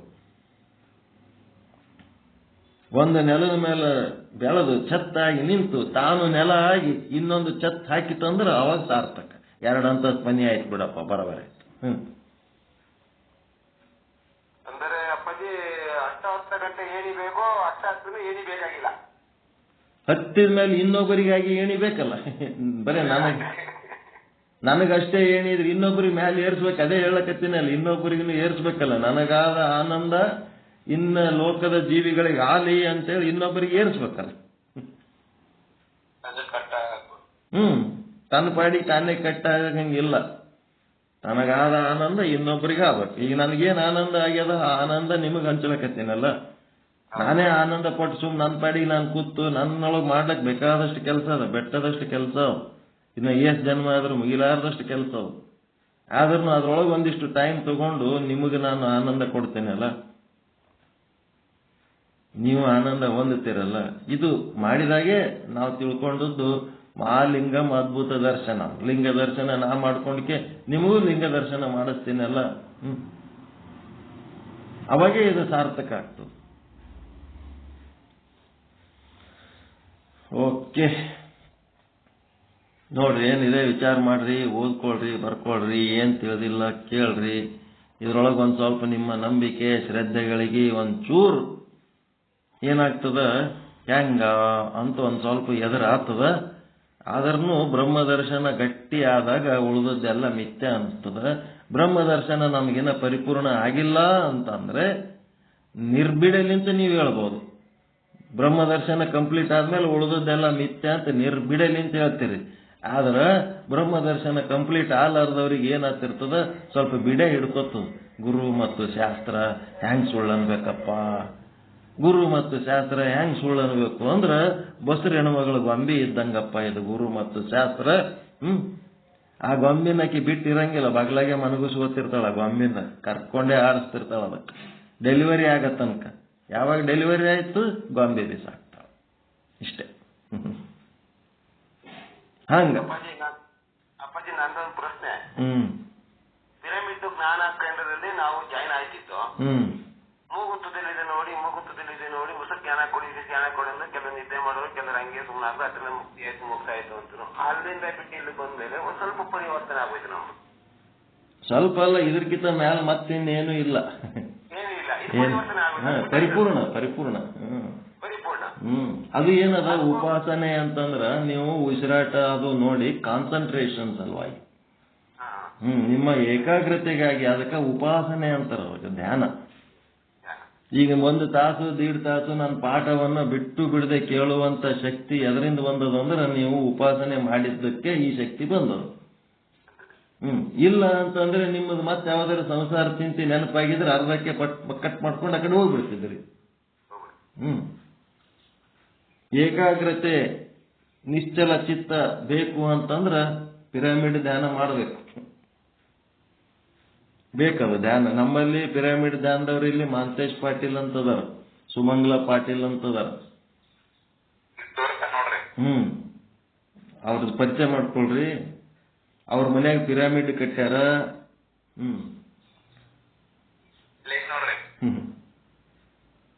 ಶಿವರಾಜ್ ಗುರುಗಳು ನೋಡ್ಲಿಕ್ಕೆ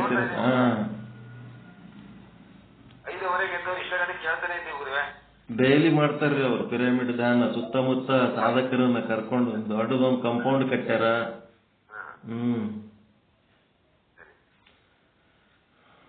ಅಲ್ಲಿ ಬೈಲೊಂಗಲ್ಲಿಗೆ ಸಾಧ್ಯ ಆದ್ರ ಹೋಗಿ ಬರ್ರಿ, ಗುರುಗಳ ಹತ್ರ ಭೇಟಿಯಾರಿ, ಫೋನ್ ನಂಬರ್ ತಗೋರಿ.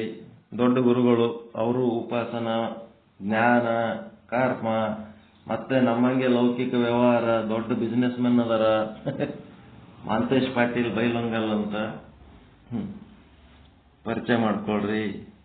ಎಲ್ಲ ಮಾಸ್ಟರ್ ಪೀಸ್. ನಮ್ದು MG ಪಳ್ಳೆ ಸಮೀ ಬಿಡದಿ ಹತ್ರ ಮಚೇವಡ ಪಳ್ಳ, ಬೆಂಗಳೂರು. ಅಲ್ಲಿ ಇಲ್ಲೊಂದು ಇದ್ರ ಹತ್ರ ಆರೋಳಿ ಪಿರಮಿಡ್ ಜ್ಞಾನ ಕೇಂದ್ರ ಇದೆ. ನಾವು ಹೋಗಿಲ್ಲ, ಇನ್ನು ಹತ್ರ ಅದೇ ಹೋಗಿಲ್ಲ.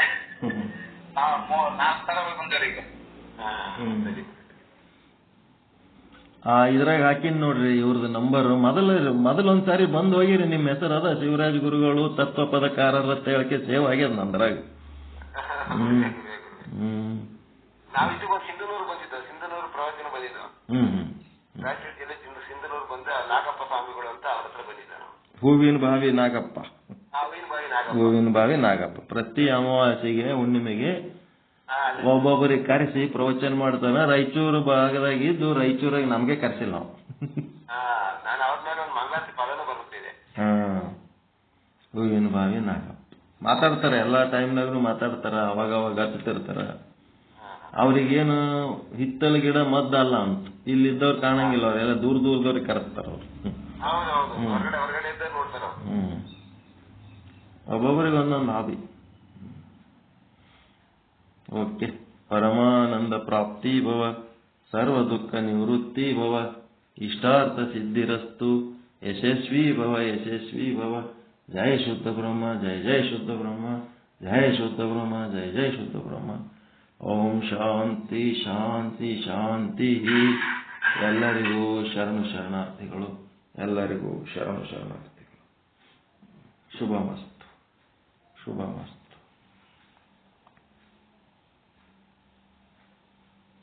ಮುಂದೇನ್ ಮಾಡ್ತೀರಿ ಮಾಡಿ. ಧನ್ಯವಾದಗಳು. ಶುದ್ಧ ಬ್ರಹ್ಮನಿಷ್ಠ ಇದುವರೆಗೆ ವಚನ ವಿಶ್ಲೇಷಣೆಯನ್ನು ಮಾಡಿ ಈ ವಿಚಾರ ಸಾಗರ ಗ್ರಂಥದಲ್ಲಿ ಬರ್ತಕ್ಕಂಥ ಯಜ್ಞತರಂಗದ ಒಂದು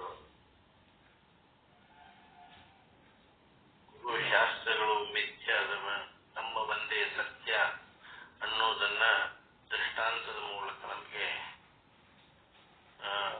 ನಿರ್ದಿಷ್ಟಪಡಿಸಿದ ಗುರುಗಳು. ಅವರಿಗೆ ಸ್ವಲ್ಪವಾದಂತಹ ಅಭಿನಂದನೆ.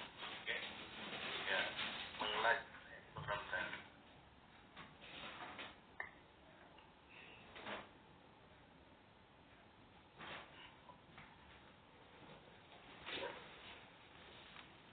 ಆರುತಿಯನ್ನು ಬೆಳಗುವೇನು ಪೀತಾಂಬರಜಿಗೆ, ಪಂಡಿತ ಪೀತಾಂಬರಜಿಗೆ, ಸರ್ವಶಾಸ್ತ್ರ ಬಲ್ಲ ಮಹಾ ಸರ್ವಜ್ಞ ಮೂರ್ತಿಗೆ, ಬಾಲಬೋಧ ಶ್ರೀ ಚಂದ್ರೋದಯ ರಚಿಸಿದಾತನಿಗೆ, ವಿಚಾರ ಸಾಗರ ಇಂಗಿತ ತಿಳಿಸಲು ಟಿಪ್ಪಣಿ ಬೋಧಿಪಗೆ, ವೃತ್ತಿ ಪ್ರಭಾಕರ ಸಾರವನರಿತ ಪರತರ ಪಂಡಿತಗೆ, ವೃತ್ತಿ ರತ್ನಾವಳಿ ಕೃತಿಯನ್ನು ಪ್ರಕಟಿಪ ಮಹಾಮಹಿಮನಿಗೆ, ಸಂಸ್ಕೃತ ವರಿಯದ ಸಾಧಕ ಜನರಿಗೆ ಕರುಣೆಯ ತೋರಿದವಗೆ, ಪಂಚದಶಿ ಮಹಾಗ್ರಂಥವ ಹಿಂದಿ ಭಾಷೆಯೊಳು ಬರದವಗೆ, ಬಂಧ ಮೂಲ ಅಜ್ಞಾನವ ಕಳೆದ ಸದ್ಗುರುದೇವರಿಗೆ, ತಂದನಾದ ಗುರುನಾಥಗೆ ಒಲಿದ ಗುರು ಶಿವಾನಂದರಿಗೆ, ಆರುತಿಯನ್ನು ಬೆಳಗುವೇನು ಪೀತಾಂಬರಜಿಗೆ, ಪಂಡಿತ ಪೀತಾಂಬರಜಿಗೆ, ಸರ್ವಶಾಸ್ತ್ರ ಬಲ್ಲ ಸರ್ವಜ್ಞಮೂರ್ತಿಗೆ ಸರ್ವಜ್ಞಮೂರ್ತಿಗೆ. ಓಂ ಚೈತನ್ಯಂ ಶಾಶ್ವತಂ ಶಾಂತಂ ವ್ಯೋಮಾತೀತಂ ನಿರಂಜನಂ ನಾದಬಿಂದು ಕಲಾತೀತಂ ತಸ್ಮೈ ಶ್ರೀ ಗುರವೇ ನಮಃ. ಓಂ ಪೂರ್ಣಮದಃ ಪೂರ್ಣಮಿದಂ ಪೂರ್ಣಾತ್ ಪೂರ್ಣಮುದಚ್ಯತೆ ಪೂರ್ಣಸ್ಯ ಪೂರ್ಣಮಾದಾಯ ಪೂರ್ಣಮೇವಾವಶಿಷ್ಯತೆ. ಓಂ ಶಾಂತಿ ಶಾಂತಿ ಶಾಂತಿ. ಪರಮಾನಂದ ಪ್ರಾಪ್ತಿ ಭವ ಸರ್ವ ದುಃಖ ನಿವೃತ್ತಿ ಭವ ಇಷ್ಟಾರ್ಥ ಸಿದ್ಧಿರಸ್ತು ಯಶಸ್ವಿ ಭವ ಯಶಸ್ವಿ ಭವ. ಓಂ ಶಾಂತಿ ಶಾಂತಿ ಶಾಂತಿ. ಎಲ್ಲ ಗುರುಗಳಿಗೂ ಶರಣಂ ಶರಣಾರ್ಥಿಗಳು. ಎಲ್ಲರಿಗೂ ಶರಣ ಶರಣಾರ್ಥಿಗಳು. ಎಲ್ಲ ಗುರುಗಳು ಬ್ರಹ್ಮರಿಗೆ ಶರಣ ಶರಣಾರ್ಥಿ. ಶರಣಾರ್ಥಿ ಗುರುವೇ ಶರಣ.